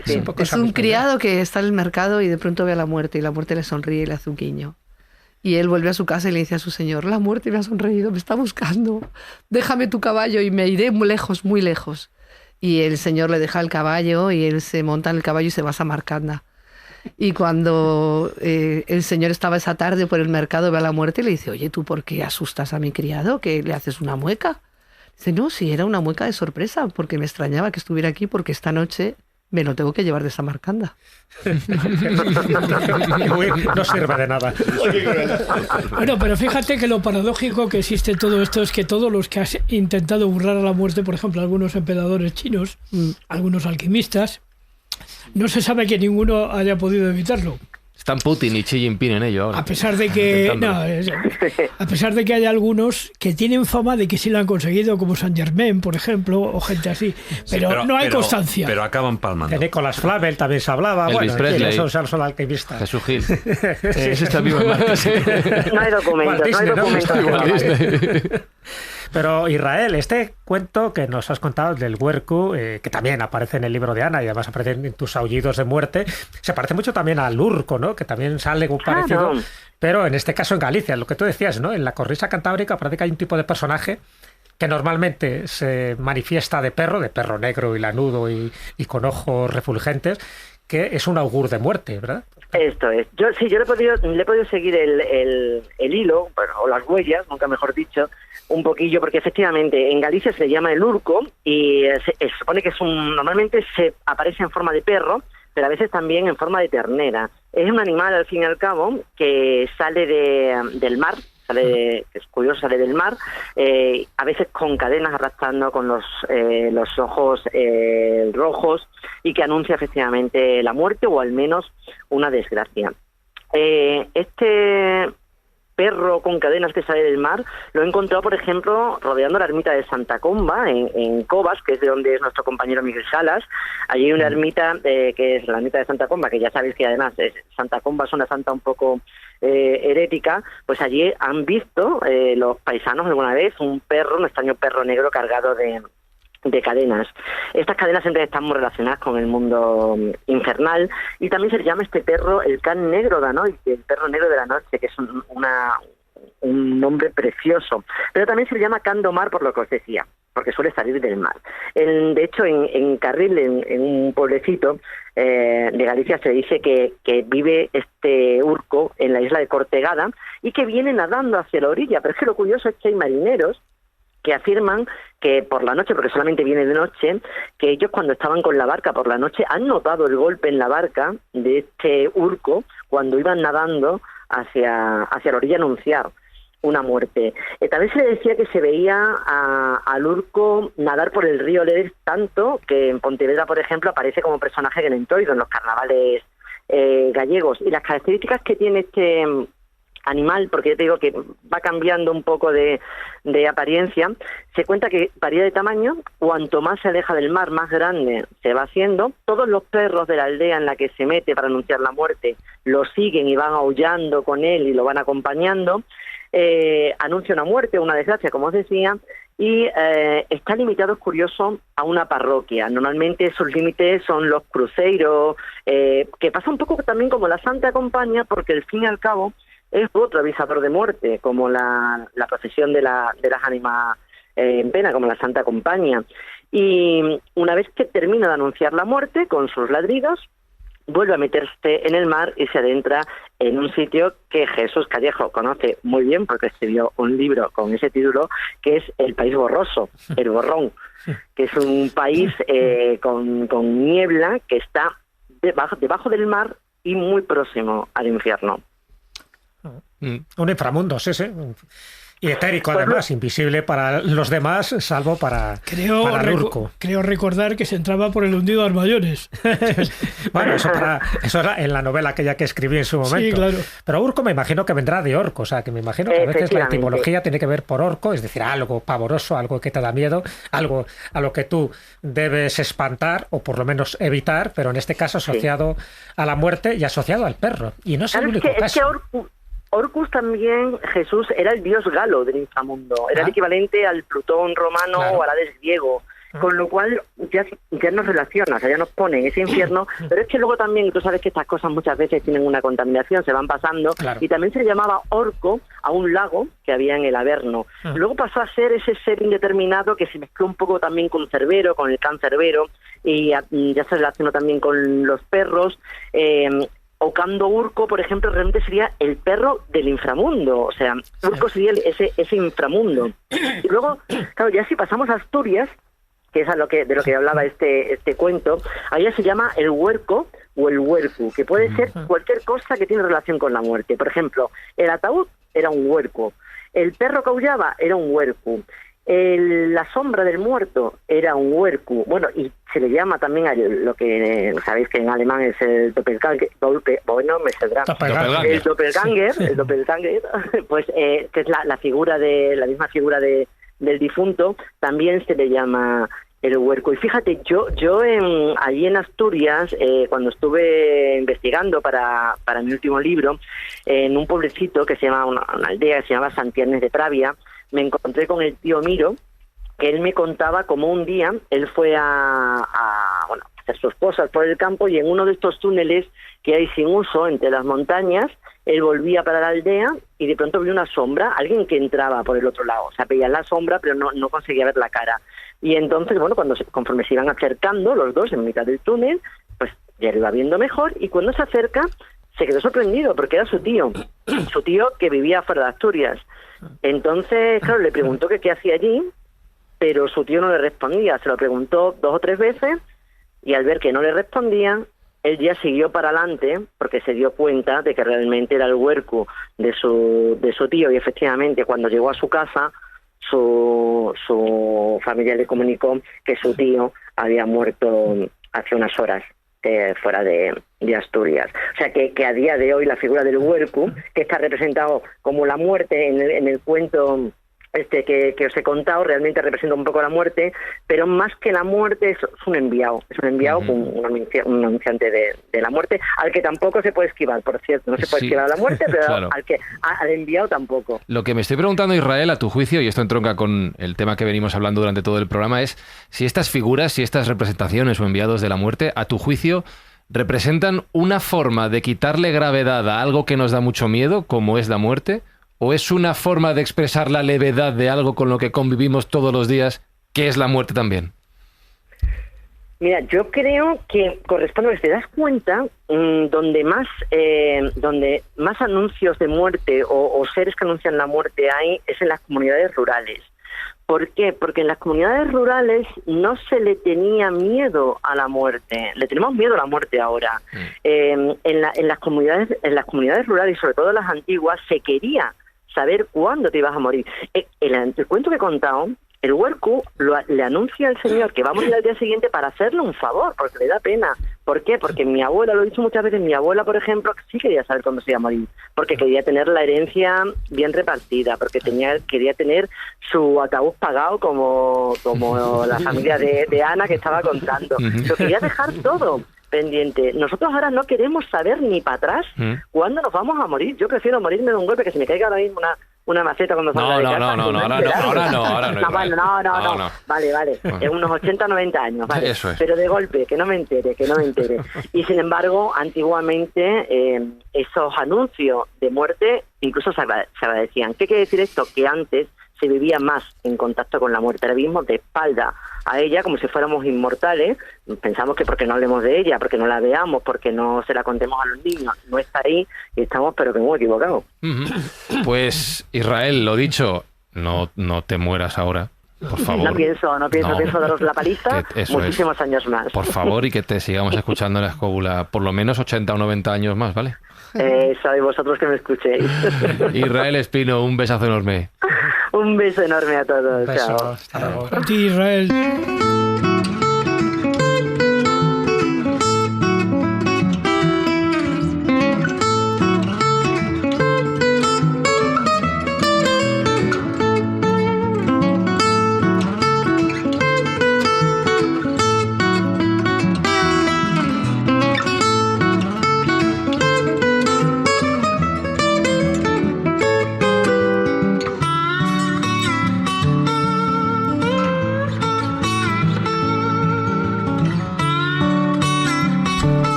En este programa de cuentos, y para seguir la tradición de esta sesión escobulera, traigo un cuento. No lo traigo yo, no os quiero engañar, lo trae Jesús Callejo.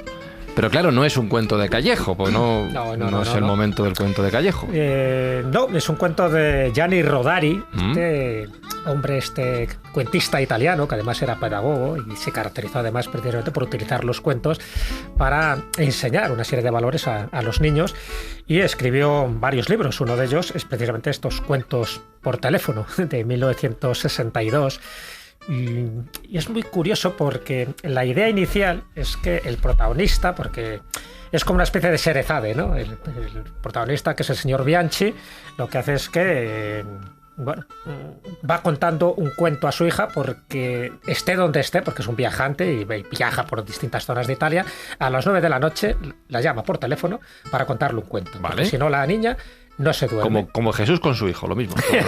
Una cosa parecida, pero en este caso por teléfono, ¿no? Vale. Entonces son varios cuentos que va narrando este señor Bianchi, y uno de ellos pues me hizo mucha gracia porque es una especie de cuento enredado, como lo llama Gianni Rodari. Entonces le intenta contar el cuento de Caperucita Roja, pero ya empieza mal con el título, porque lo llama La Caperucita Amarilla. Sí. Pero claro, el problema es que la niña sí se sabe el cuento. Claro. Así que sí, si os parece, vamos a escucharlo. Yo te voy a decir una cosa, Jesús. Yo lo he escuchado antes de que lo pongamos. Como niño grande que soy y representado por el público objetivo de este cuento, tengo que decir que no me he enterado de nada.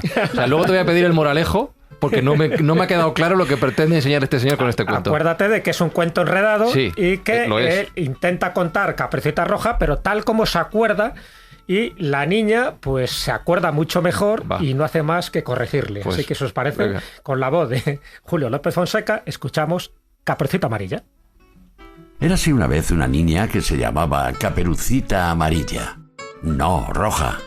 Ah, sí, Caperucita Roja. Su mamá la llamó y le dijo: escucha, Caperucita Verde. Que no, roja. Ah, sí, roja. Ve a casa de tía Diomira a llevarle esta piel de papa. No, ve a casa de la abuelita a llevarle este pastel. Bien. La niña se fue al bosque y se encontró una jirafa. ¡Qué lío! Se encontró al lobo, no una jirafa. Y el lobo le preguntó: ¿cuántas son 6 por 8? ¿Qué va? El lobo le preguntó: ¿a dónde vas? Tienes razón. Y Caperucita Negra respondió: era Caperucita Roja, roja, roja. Sí, y respondió: voy al mercado a comprar salsa de tomate. ¿Qué va? Voy a casa de la abuelita que está enferma, pero no recuerdo el camino. Exacto. Y el caballo dijo: ¿qué caballo? Si era un lobo. ¿Seguro? Y dijo: toma el tranvía número 75, baja en la plaza de la catedral, tuerce a la derecha y encontrarás 3 peldaños y una moneda en el suelo.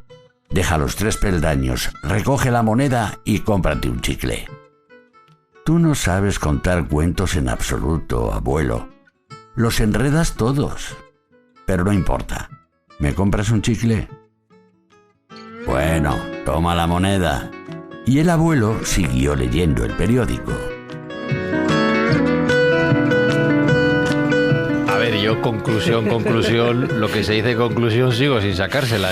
Bueno, esto es un diálogo. Sí, es verdad que solo con una misma voz, y en este caso masculina, pues parece que pierde un poco esa intensidad si fuera el abuelo y la niña. Vale, pero aún así, conclusión. No, la conclusión está clara. Hay que saber contar un cuento. Es decir, si tú cuentas mal un cuento, la niña, el niño, el adulto se distrae, no presta atención, porque el que lo está contando tampoco le interesa mucho el contenido. Lo que le interesa es seguir leyendo el periódico, le da una moneda y que le deje en paz, en definitiva, ¿no?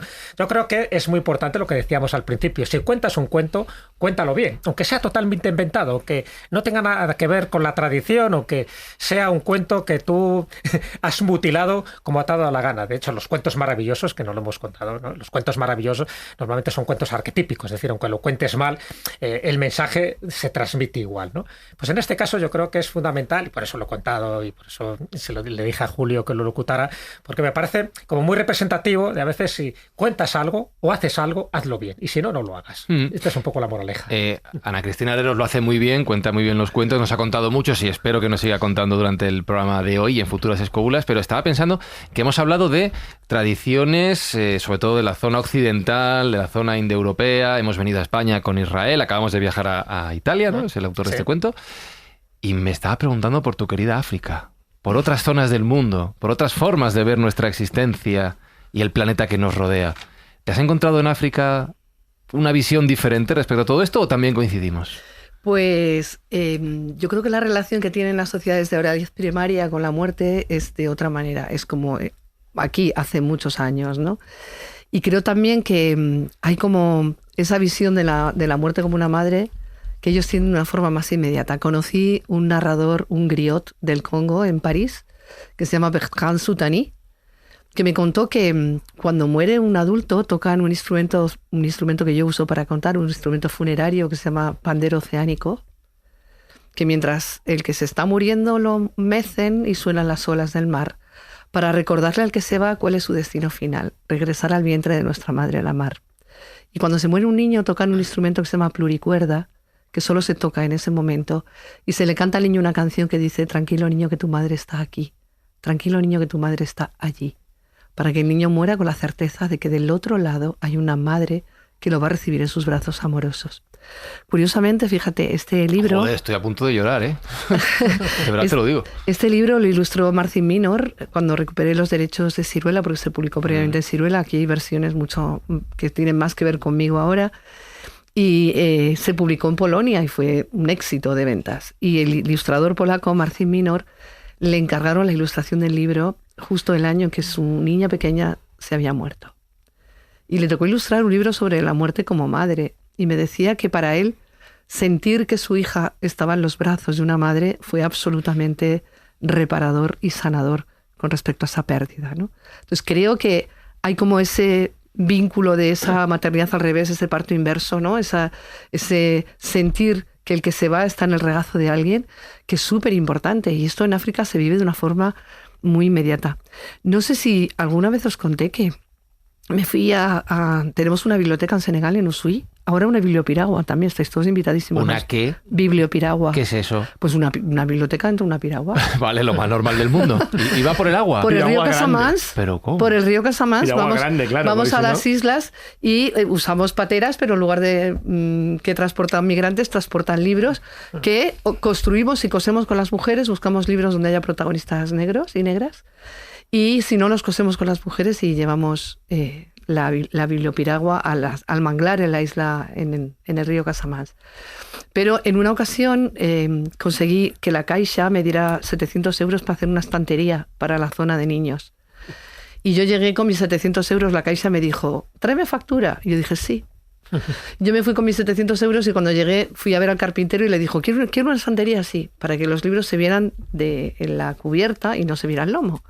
Y me dijo: hay que ir a ver al hechicero primero. Nos fuimos a ver al hechicero y el hechicero me dijo: me tienes que comprar un cerdo y 10 litros de vino de palma. Yo compré el cerdo y el vino de palma con los 700 euros de la Caixa. Nadie me dio factura. Nos convoca un miércoles allí delante de una ceiba, porque las estanterías se hacen de madera, que se nos olvida, y dijo: hay que comer con el ancestro que vive en esta ceiba, porque si no se va no podemos cortar el árbol y no podéis hacer la estantería. Y yo dije: ¿cómo se come con un ancestro? Y me dijo: pues venía con el cerdo cocinado y el vino de palma, masticas un poco de cerdo, lo escupes, lo espurrias al árbol. El primer buchito te lo tragas para que el ancestro vea que no está envenenado, que ya me dirás qué más le da. Si está muerto, pues le da. Y luego el vino de palma, te tragas un trago entero para que vea que no está envenenado, y el segundo lo espurrias también al árbol. Y cuando ya teníamos una borrachera descomunal, el hechicero se fue dando tumbos y se llevó al ancestro a otro árbol, porque en los árboles viven los ancestros, no están en el cielo, están los árboles que tú puedes ir a visitar en el bosque. Y solo entonces pudimos cortar el árbol y hacer la estantería. Explícale a la Caixa en qué te has gastado el dinero. Ancestro, hechicero, vino de palma, cerdo... Pero se lo contarías tú también como ahora. Sí, pero la factura fue taller de animación a la lectura, 700 euros. Ningún auditor de Hacienda en España... No, eso no saben de cuentos. Mejor no entrar en detalles. Saben de otro tipo de cuentos. Pero has dicho algo que se me ha quedado la pregunta. Hemos hablado de cómo se le explica la muerte a los niños. Hemos hablado de cómo nos explicamos la muerte a los adultos. Pero has hablado del caso de Marci, del ilustrador de tu nuevo libro, y la muerte de su hija. ¿Puede un cuento ayudar a explicarnos algo tan injusto, como decíamos antes, antinatural e inexplicable, como es la muerte de un hijo o de una hija? Pues es algo que uno no desearía pasar, y de hecho muchas de las fórmulas que se formulan cuando hay una petición, un deseo en un cumpleaños, etcétera, es no sobrevivir a tus hijos. Es una cosa que es como una constante. Pero yo creo que cuando tu hijo no está en los brazos de un ser desgarrado, horrible, con una guadaña, con una mirada siniestra, sino que está en los brazos de una madre, que se te haya muerto es mucho más dulce, si puede serlo, que sentir que está en los brazos de algo horrible, o que está pasando frío, o que está solo, o que tiene miedo. Y en los brazos de una madre no se tiene miedo, no se pasa frío, y no se está solo. Entonces creo que es muchísimo más conciliador sentir esa madre, que es la muerte, que es la tierra también, el lugar de donde salimos y al que regresamos. Por eso los cuentos, las transformaciones, se producen o en las cuevas o en el vientre del monstruo que te come, que es una cueva también. Y se produce esa metamorfosis. Los niños abandonan en el bosque para que aprendan a ser adultos. Y entran en la casa de la transformación que tiene forma de animal. Es como si hubieran sido devorados por un animal, que es un modo de cueva también, ¿no? Entonces esas cuevas, ese interior, esa oquedad de la tierra, ese vientre de la tierra, es lo que alberga o lo que albergó también a las primeras personas que murieron. De hecho, hay seres humanos, cuando hay uso inteligente del fuego, que tiene mucho que ver con los cuentos y con la muerte, y con la aparición del lenguaje, que la aparición del lenguaje tiene mucho que ver con la muerte también.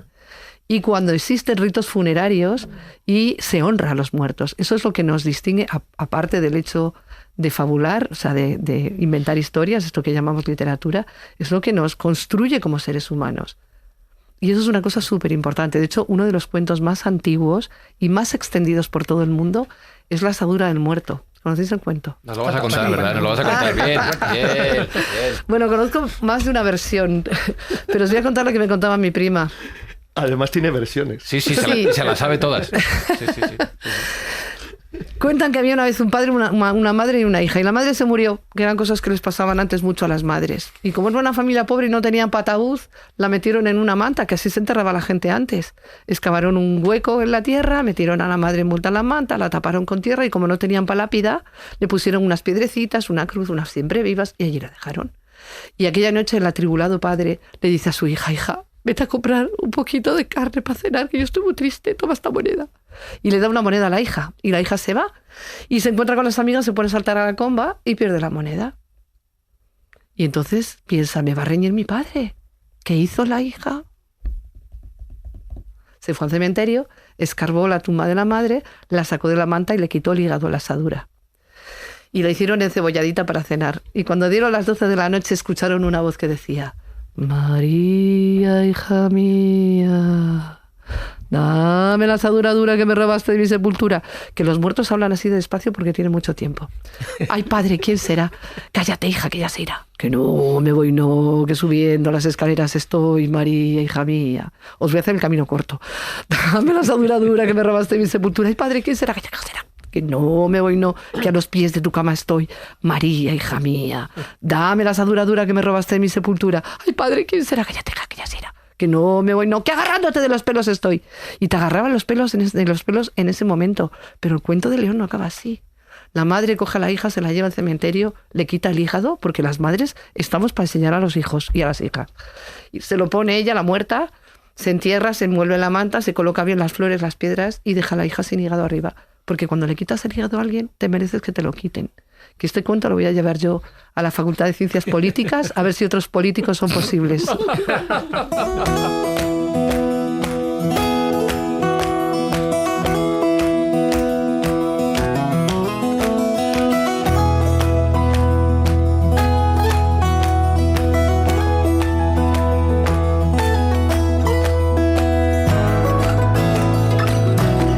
Que me esperaba, y de ahí que las músicas del programa de hoy sean todas alegres, que es que íbamos a hablar de la muerte como algo que da miedo, eso ya ha salido, pero me imaginaba, conociendo a Ana, Jesús, que la muerte no iba a ser algo triste hoy, y no lo ha sido y no lo está siendo y nos está sacando risas y sonrisas todo el rato, que no es habitual en nuestra sociedad.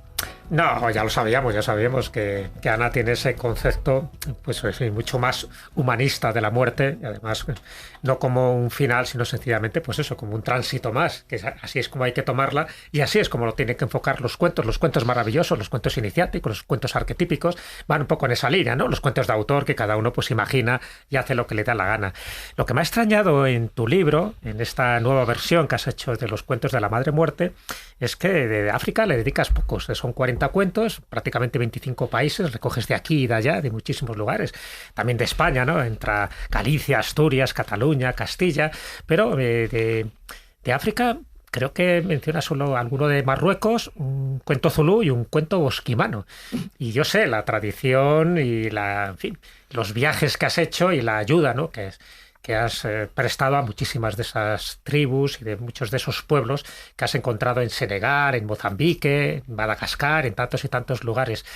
Y sí que me gustaría un poco incidir en algo que lo hemos pasado de soslayo, pero que forma parte también de la vida, que son los rituales. Uh-huh. Este tipo de rituales que se hacen, además de los cuentos, los rituales, precisamente para quitar esa seriedad, esa solemnidad a la muerte.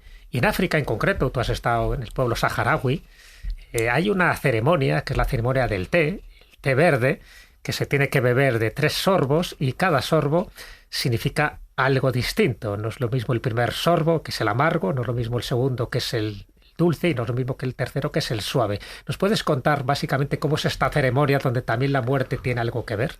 Sí, el primer sorbo es amargo como la vida, el segundo sorbo es dulce como el amor. Exacto. Y el tercero es suave como la muerte. ¿Pero por qué?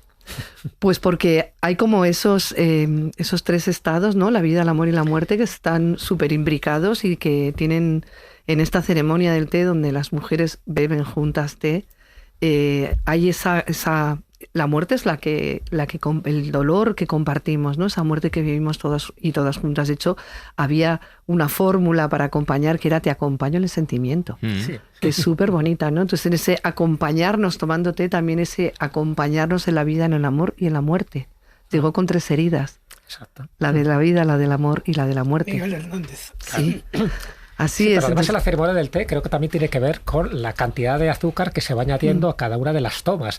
Porque claro, al principio la primera es poca azúcar, de ahí lo de amargo, ¿no? En fin, sí. La siguiente con un poco más dulce, ahí lo de dulce como el amor, y la última que es suave, porque además ya incluso está mucho más fría, pues al fin es esa suavidad de la muerte, que en el fondo sería el tránsito natural. Y a los 3 tés se le van ponen en el fuego la tetera, hacen el té y le van añadiendo agua. Por eso la última es más suave, porque es la hierba con menos intensidad.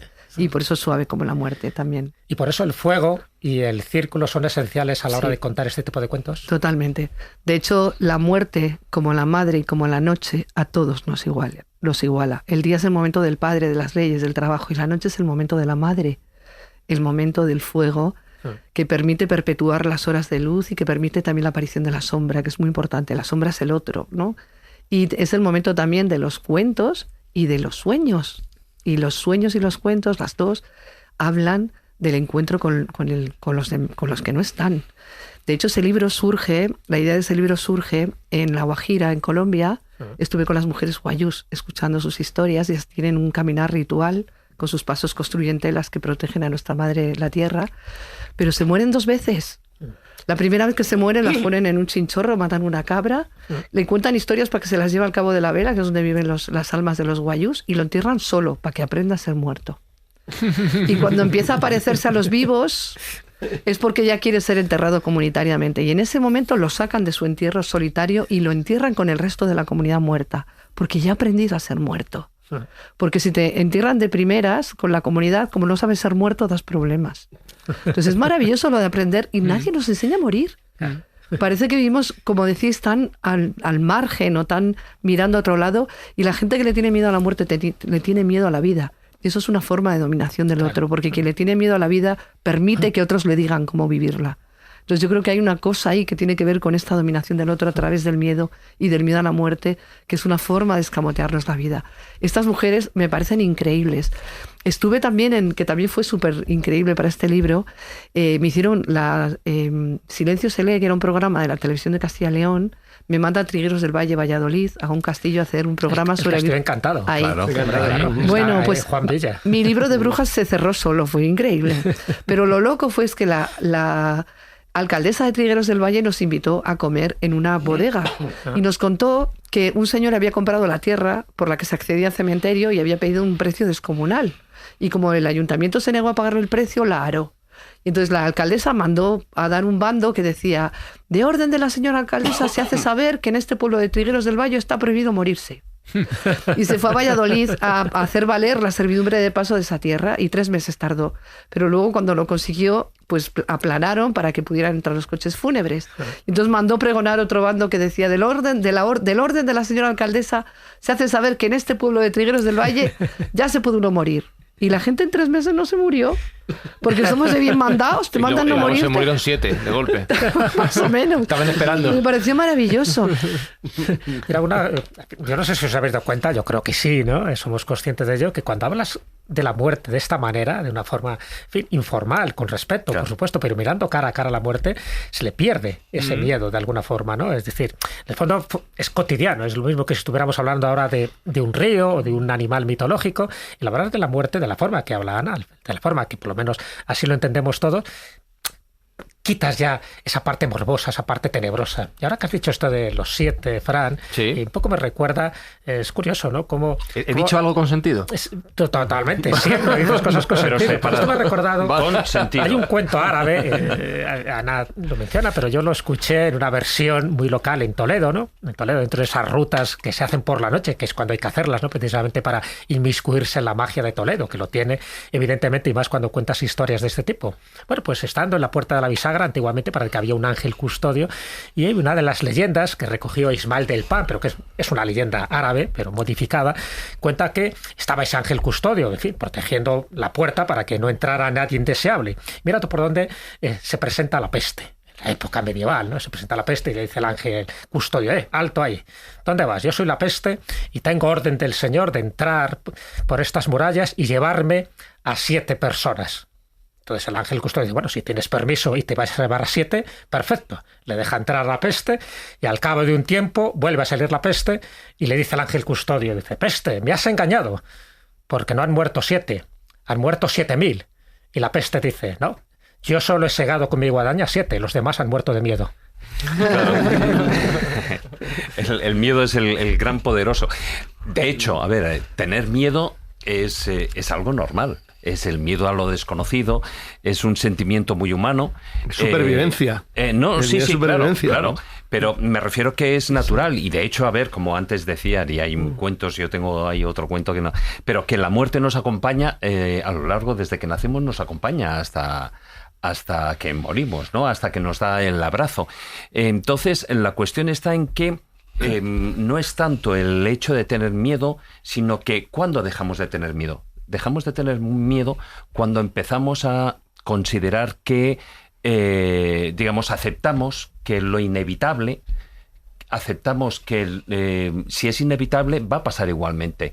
Con lo cual, tenemos que, no es una cuestión de que vayamos a temerlo, o sea, va a tener lugar igualmente, pues vamos a hacerlo, ¿no? Claro. Y entonces, o cuanto menos es una manera de decir, bueno, sí, puedo tener miedo a la muerte, pero como el hecho de tener miedo no va a cambiar nada, voy a intentar vivir la vida lo más de una manera, no sé, aprovechándola, exprimiéndola al máximo, etcétera, etcétera, ¿no? De hecho, como decían, ¿no? Y todos los cuentos hablan de ello, la muerte no es que sea nuestro enemigo, la muerte es ese paso natural dentro de lo que es el nacer, vivir y morir, y dentro de lo que es tanto el primero y el tercero, el más importante es el segundo, que es vivir, aprender a vivir.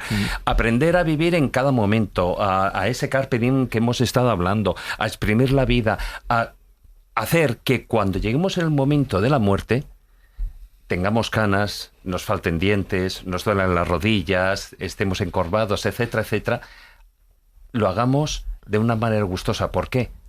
Porque hemos aprovechado la vida. Todo el camino que teníamos ahí detrás desde que nacemos hasta ese último abrazo que nos da caluroso la muerte, pues precisamente lo hemos aprovechado.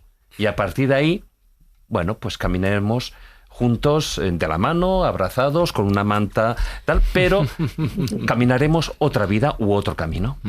El único problema, David, es cuando la muerte llega demasiado temprano, como le pasó a Ramón Siger. Y a tanta gente. Sí, a tanta gente que, como dicen, ¿no? Pues a través de accidentes, pero a ver, dices, bueno, una persona a día de hoy con 50, con 60 años, pues es temprano, pero con 14 años se puede también morir de un accidente, de bicicleta, moto, patinete, yo qué sé, 50.000 cosas, ¿no? Entonces, eso es inevitable, pero eso forma parte de la vida. Y como decía, como no lo puedes controlar, no lo puedes temer, porque entonces te olvidas de vivir. Esto me inspira una pregunta para Ana, con la que corro el dulce riesgo de ser respondido con un cuento y lo asumo gustosamente, que es después de recopilar, conocer, contar todos estos cuentos, ¿tú cómo te imaginas que es la muerte? Pues yo me imagino la muerte como algo dulce también, ¿no? Como una oportunidad para el descanso y el silencio, esto que nos da tanto miedo a veces en la vida, ¿no? Creo que la muerte es ese vientre, ¿no? Lo creo profundamente, ¿no? Al que regresamos. Es un regreso a ese lugar donde estábamos a salvo de alguna manera, que es el vientre de nuestra madre. Yo creo que es un reencuentro con mi madre y con la madre, ¿no? Y para mí es una cosa muy dulce, que espero que tarde en venir. No tenemos prisa. Sí.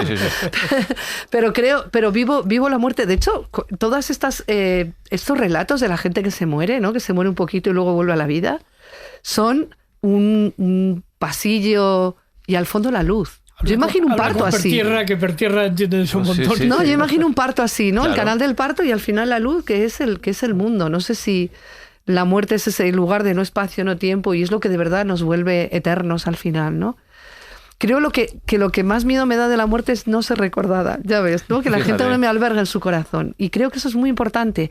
Y también hay una cosa muy importante, y es que los narradores realmente no morimos, porque ya estamos medio muertos. Porque ya estamos medio muertos. Sí. ¿Y eso? Y ahí viene el cuento. Ay, Dios mío. ¿Cómo me conocéis? ¿Cómo lo coloca? Esta es la introducción. Madre mía. Qué habilidad para colocar un cuento. Cuentan que en el norte de África sucedió algo prodigioso. Y esto prodigioso que sucedió fue que se murió un señor, que puede no ser prodigioso porque nos morimos todos. Pero este se murió con una tremenda erección africana. Y no lo podían enterrar porque se le quedaba la erección fuera. Y esto provoca problemas vecinales. Porque si tú vas al Camposanto y le pisas la erección al muerto del vecino, la familia se molesta. No sé aquí, pero en África se molestan. Así que el jefe del poblado decidió resolver aquello de la manera más natural que se le ocurrió. ¿Sabéis cuál fue? ¿Cuál? Aquí somos de cortar, de machacar, indoeuropeos. Carlos Canales ha hecho un gesto como unas tijeras. No, Carlos. La vía rápida. La manera natural de bajar una erección es yaciendo, que se te está olvidando. Y le pidió a la primera esposa que Eso yaciera. tiene un nombre, ¿eh? Le pidió a la primera esposa que yaciera. Y yació. Y se quedó embarazada.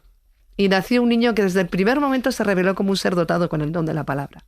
Porque era hijo de un muerto y de una viva. Y como era hijo de un muerto, sabía las historias de los que ya no están sobre la tierra. Y como era hijo de una viva, las traía a los que todavía caminamos sobre la tierra, para que no nos olvidemos de quiénes somos, para que no nos olvidemos a dónde vamos y para que no nos olvidemos de dónde venimos.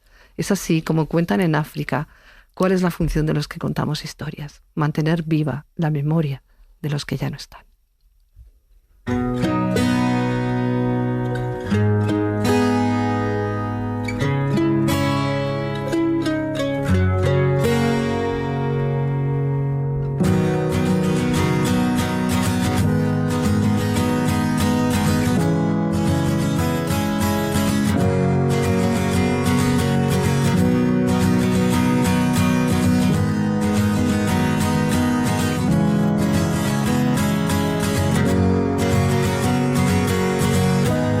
Estar medio muerta te veo plena de energía, Ana. Yo no sé cómo será cuando estés viva del todo, pero me maravilla, ¿eh? En África los narradores cuando mueren, los griots, no se los entierra como al resto de los mortales según el rito animista. Se busca un baobab y se los mete dentro de un baobab hueco y se tapan con barro.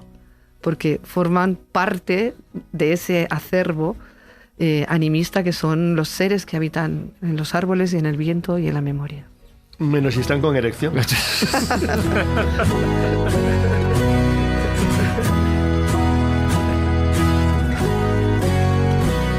Tusitara del programa Jesús Callejo, ¿qué hacemos con el cuento de Idem en el día de hoy? Sí, está claro que teniendo aquí una narradora, una griot, una tusitala, pues ella tiene que contar ese cuento. Eso que ha quedado algo pendiente y por lo menos aunque sea un poco de pasado, así que me gustaría, Ana Cristina, que era Ana Cristina Herrero hoy, que nos lo dijeras, porque hay veces que esa muerte no llega, ¿eh? Muchas veces la gente está esperando la muerte, pero luego es verdad que entras en otro mundo, en otro campo dimensional en el mundo de las hadas, en el mundo de los elfos, y la muerte se traslada o se transpone. Entonces sí que me gustaría un poco que nos contaras ese tipo de cuentos donde queda suspendida la muerte, donde un mortal, cuando entra en ese territorio, lo que para él es una semana, para el resto de sus familiares o sus hermanos han pasado 300 o 1000 años, y cuando regresa pues ha encontrado que todos han desaparecido. ¿Cómo se enfoca ese campo, ¿no?, tan tremendo de saber que para ti ha pasado un mes y para el resto de la gente ha pasado 1000 años? Pues en los cuentos todo el tema de la inmortalidad es una cosa delicada, porque cuando un ser encuentra el lugar donde no se muere y luego regresa, no queda nadie de su mundo. De alguna forma ha muerto ya, porque no permanece en el recuerdo de nadie. Entonces es él al final el que busca la muerte. De hecho hay una historia clásica muy hermosa que seguro que conoces, la Sibila, que le pide la inmortalidad a los dioses, pero no pide la juventud. Así que se va quedando pequeña, pequeña, pequeña, hasta que se convierte en una cigarra arrugada. Y la meten en una jaula a la puerta del templo de Apolo. Y los niños le preguntan, Sibila, ¿qué quieres? Y ella dice, morir. Es ese ser inmortal que en el fondo lo que anhela es encontrar en el momento en que todo aquello acabe, porque su mundo se ha acabado. Y la gente que conoce toda su historia, pues de alguna forma ya no está. Que yo creo que es lo que le pasa a la gente que es muy longeva y que sobrevive a todos sus familiares y a todos sus amigos, que al final viven en un mundo que no es el suyo, porque todo eso ya no está. Y creo que perecer con ese mundo es lo justo, lo natural, lo deseable y lo bueno, es esa buena muerte, ¿no? Es la paradoja de la inmortalidad. Claro. Es la paradoja que... Sí, totalmente. Pensaban que los dioses... Pero fíjate, ha citado el recuerdo, recordad a Aquiles. Aquiles le da a elegir, es decir, una vida maravillosa, próspera, feliz y fantástica, o morir joven pero ser recordado eternamente. Sí. Y prefiere lo segundo. O morir siempre joven, ¿no? Siempre se dijo, claro. También lo decía Robert Stevenson, que el hombre estaba ahí tísico, buscando en los mares del sur su recuperación, y le decía, si usted sigue que con esta vida, le decía a su médico, va a morir joven, y él decía, siempre se muere joven. Lo importante es, y con independencia de la edad, que cuando la muerte nos pilla, que nos pille con la juventud, con esas ganas de vivir y con esas ganas de saber que la muerte es mucho menos dramática y traumática cuando has sabido que has tenido una vida plena. Un poco lo que decía de los dioses, que nos superan en todo tipo de poderes, y lo único que nos envidian a nosotros, a los seres humanos, es la mortalidad. Nos envidian que al final acabamos muriendo. Que se me había olvidado una cosa. Estaba yo ya preguntando por el cuento final, cuando he comenzado el programa con una pregunta importante, no sé si la recuerdas, Ana, que era, Juan Ignacio... Has traído la guitarra. Es verdad, se me había olvidado. Juan Ignacio, ¿te has traído la guitarra? ¿Lo confirmas? Aquí está a mi lado. Aquí está, inmortal, la guitarra de Juan Ignacio. ¿Y qué nos vas a cantar? Pues vamos a ver, vamos a escoger un poema anónimo del poemario castellano, del romancero castellano, que es el poema del enamorado y la muerte, bastante conocido, por cierto, sobre todo por la versión que hizo Joaquín Díaz en su día, y que han hecho otros, por ejemplo, que así que recuerde y tal, por ejemplo, Amancio Prada y alguno más. Porque realmente es un poema bastante conocido, y aunque se le atribuyó... Víctor Jara también lo hizo. Víctor Jara. Aunque se le atribuyó en principio a Juan de la Encina, no es de Juan de la Encina, es anónima. Es lo más probable. Bueno, pues así suena en la guitarra y voz. Por lo tanto, no estamos en problemas de copyright. No. Saludos a los abogados, tampoco entienden de cuentos, ¿verdad? No, pero saludos a los abogados del tema de la música. O entienden mucho, son cuentistas. Bueno, pues, cuando quieras, Juani. Voy. Venga.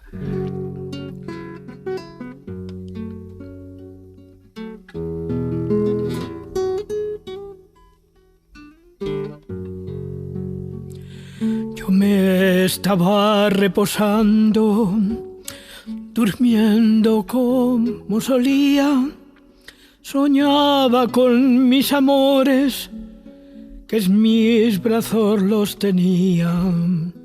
Vi entrar, señora tan blanca, aún más que la nieve fría. ¿Por dónde has entrado, amor? ¿Cómo has entrado, mi vida? Las puertas están cerradas, ventanas y celosías.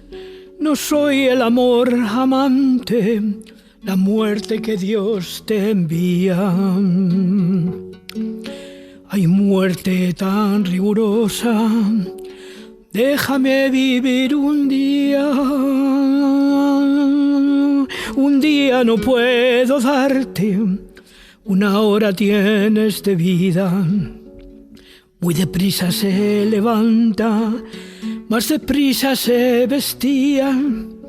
Ya se va para la calle en donde su amor vivía. Ábreme la puerta blanca, ábreme la puerta, niña. ¿Cómo te podré yo abrir si la ocasión no es venida? Mi padre no fue al palacio, mi madre no está dormida. Si no me abres esta noche, ya no me habrás más querida. La muerte me está buscando, junto a ti vida sería. Vete bajo la ventana donde labraba y cosía. Te echaré cordón de seda para que subas arriba, y si el cordón no alcanzare, mis trenzas ya añadirían. La fina seda se rompe, la muerte que allí venía. Vamos el enamorado, la hora ya está cumplida. Vamos el enamorado, la hora ya está cumplida.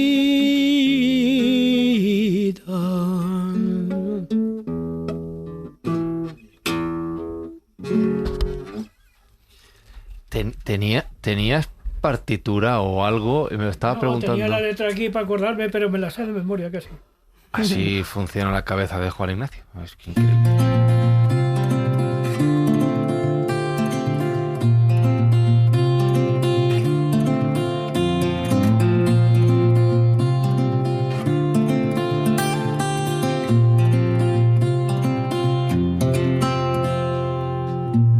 Estamos comentando, David, puedes decir, o sea, tenía el móvil, tenía la letra en el móvil, por si acaso que lo miraba a tamaño 6 o 4, a tamaño 2 o 3, o sea, yo es que ni poniéndome el móvil a 3 centímetros era capaz de leerlo. Digo, yo qué sé, tendrá una tablatura con los acordes, o que va, tenía el texto además corrido, ni siquiera en versos, todo seguido. No se puede cantar esas canciones así. Adiós. Porque estaría prohibido literalmente. A ver qué ver.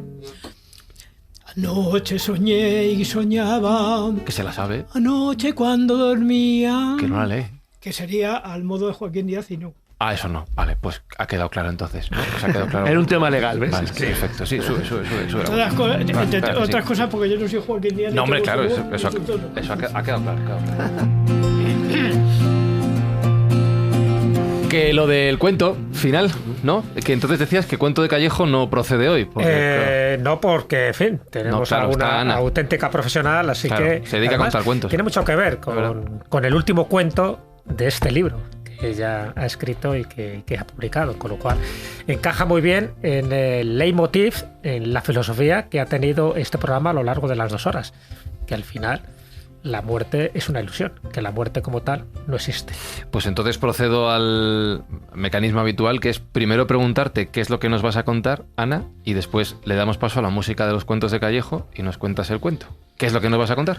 Pues es un cuento de los bosquimanos Sam. Los bosquimanos Sam vivían en el sur de África, Sudáfrica, y cometieron la torpeza de vivir en un lugar donde había diamantes y pastos que codiciaban los boers holandeses. Así que los exterminaron, pero 2 estaban en la cárcel, la primera y la última vez que las cárceles han servido para algo. Y cuando salieron de la cárcel, una mujer, Lucy Joyce, los contrató como jardineros y mientras ellos cortaban los parterres con las rosas, ella se sentaba en el suelo y con su letra, aprendida en un colegio de monjas irlandés, iba copiando los cuentos de estos bosquimanos. Gracias al trabajo de recopilación de Lucy Joyce, los bosquimanos ya no estaban sobre la tierra, pero su voz todavía se puede escuchar en los narradores, que traemos la voz de los que no están y que prestamos nuestro pálpito, nuestra voz y nuestro aliento para darles vida. Y hoy en La Escóbula esto va a ocurrir con la voz de Ana Cristina Herreros.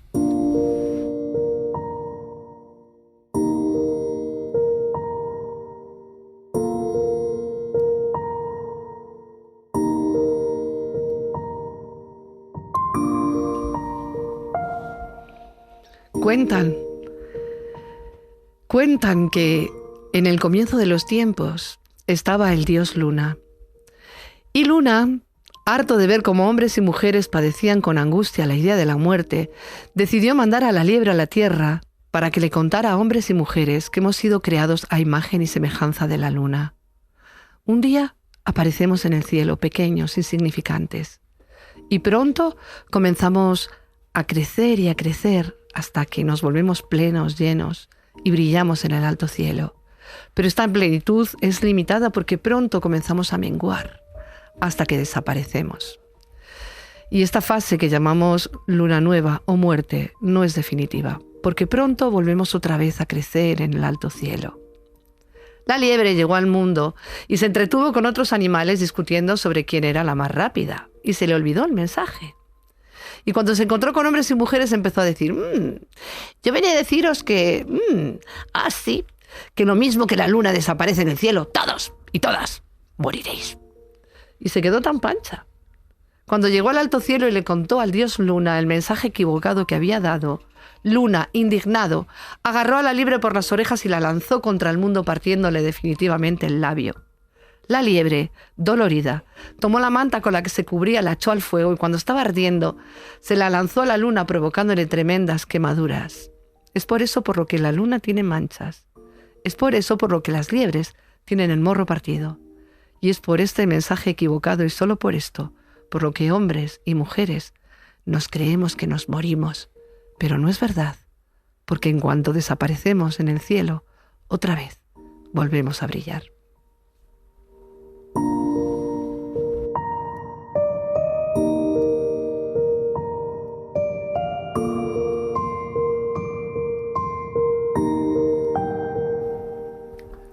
Y os voy a contar, escobuleros, lo que ocurría a las espaldas de Ana mientras nos contaba este cuento, porque creo que ella no se ha dado cuenta.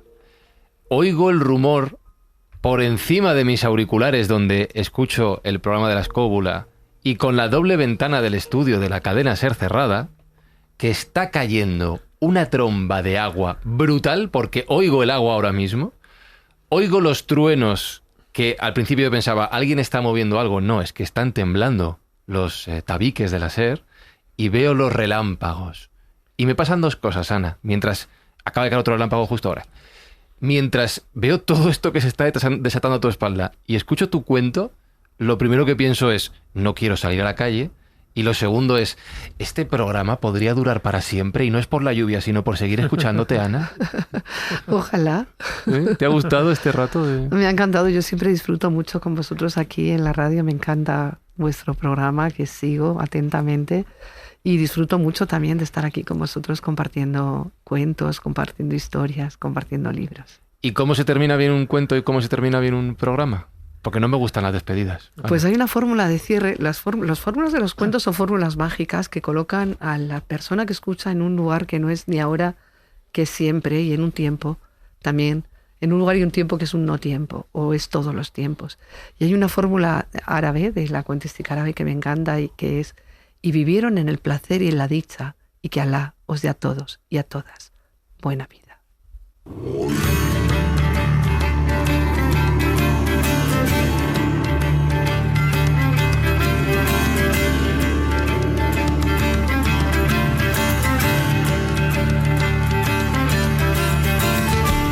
Pues me despido, Ana, deseándote precisamente eso que nos has deseado a nosotros. Buena vida.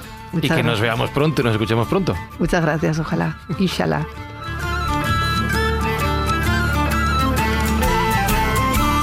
A ver, que no quiero ser malo, Juan Ignacio, pero detecto cierta relación entre el momento en que has empezado a cantar y el inicio de la tormenta. Puede ser, no lo niega. ¿Salimos a la calle, David Sentinella? O... Sí, bueno, y además existe también la otra versión, la que aquí conocemos, que es la de vivieron felices y comieron perdices, ¿no? Es algo así, ¿no? Sí. Es como ese. También hay esa otra manera de decir lo que es la Jaime por la vida.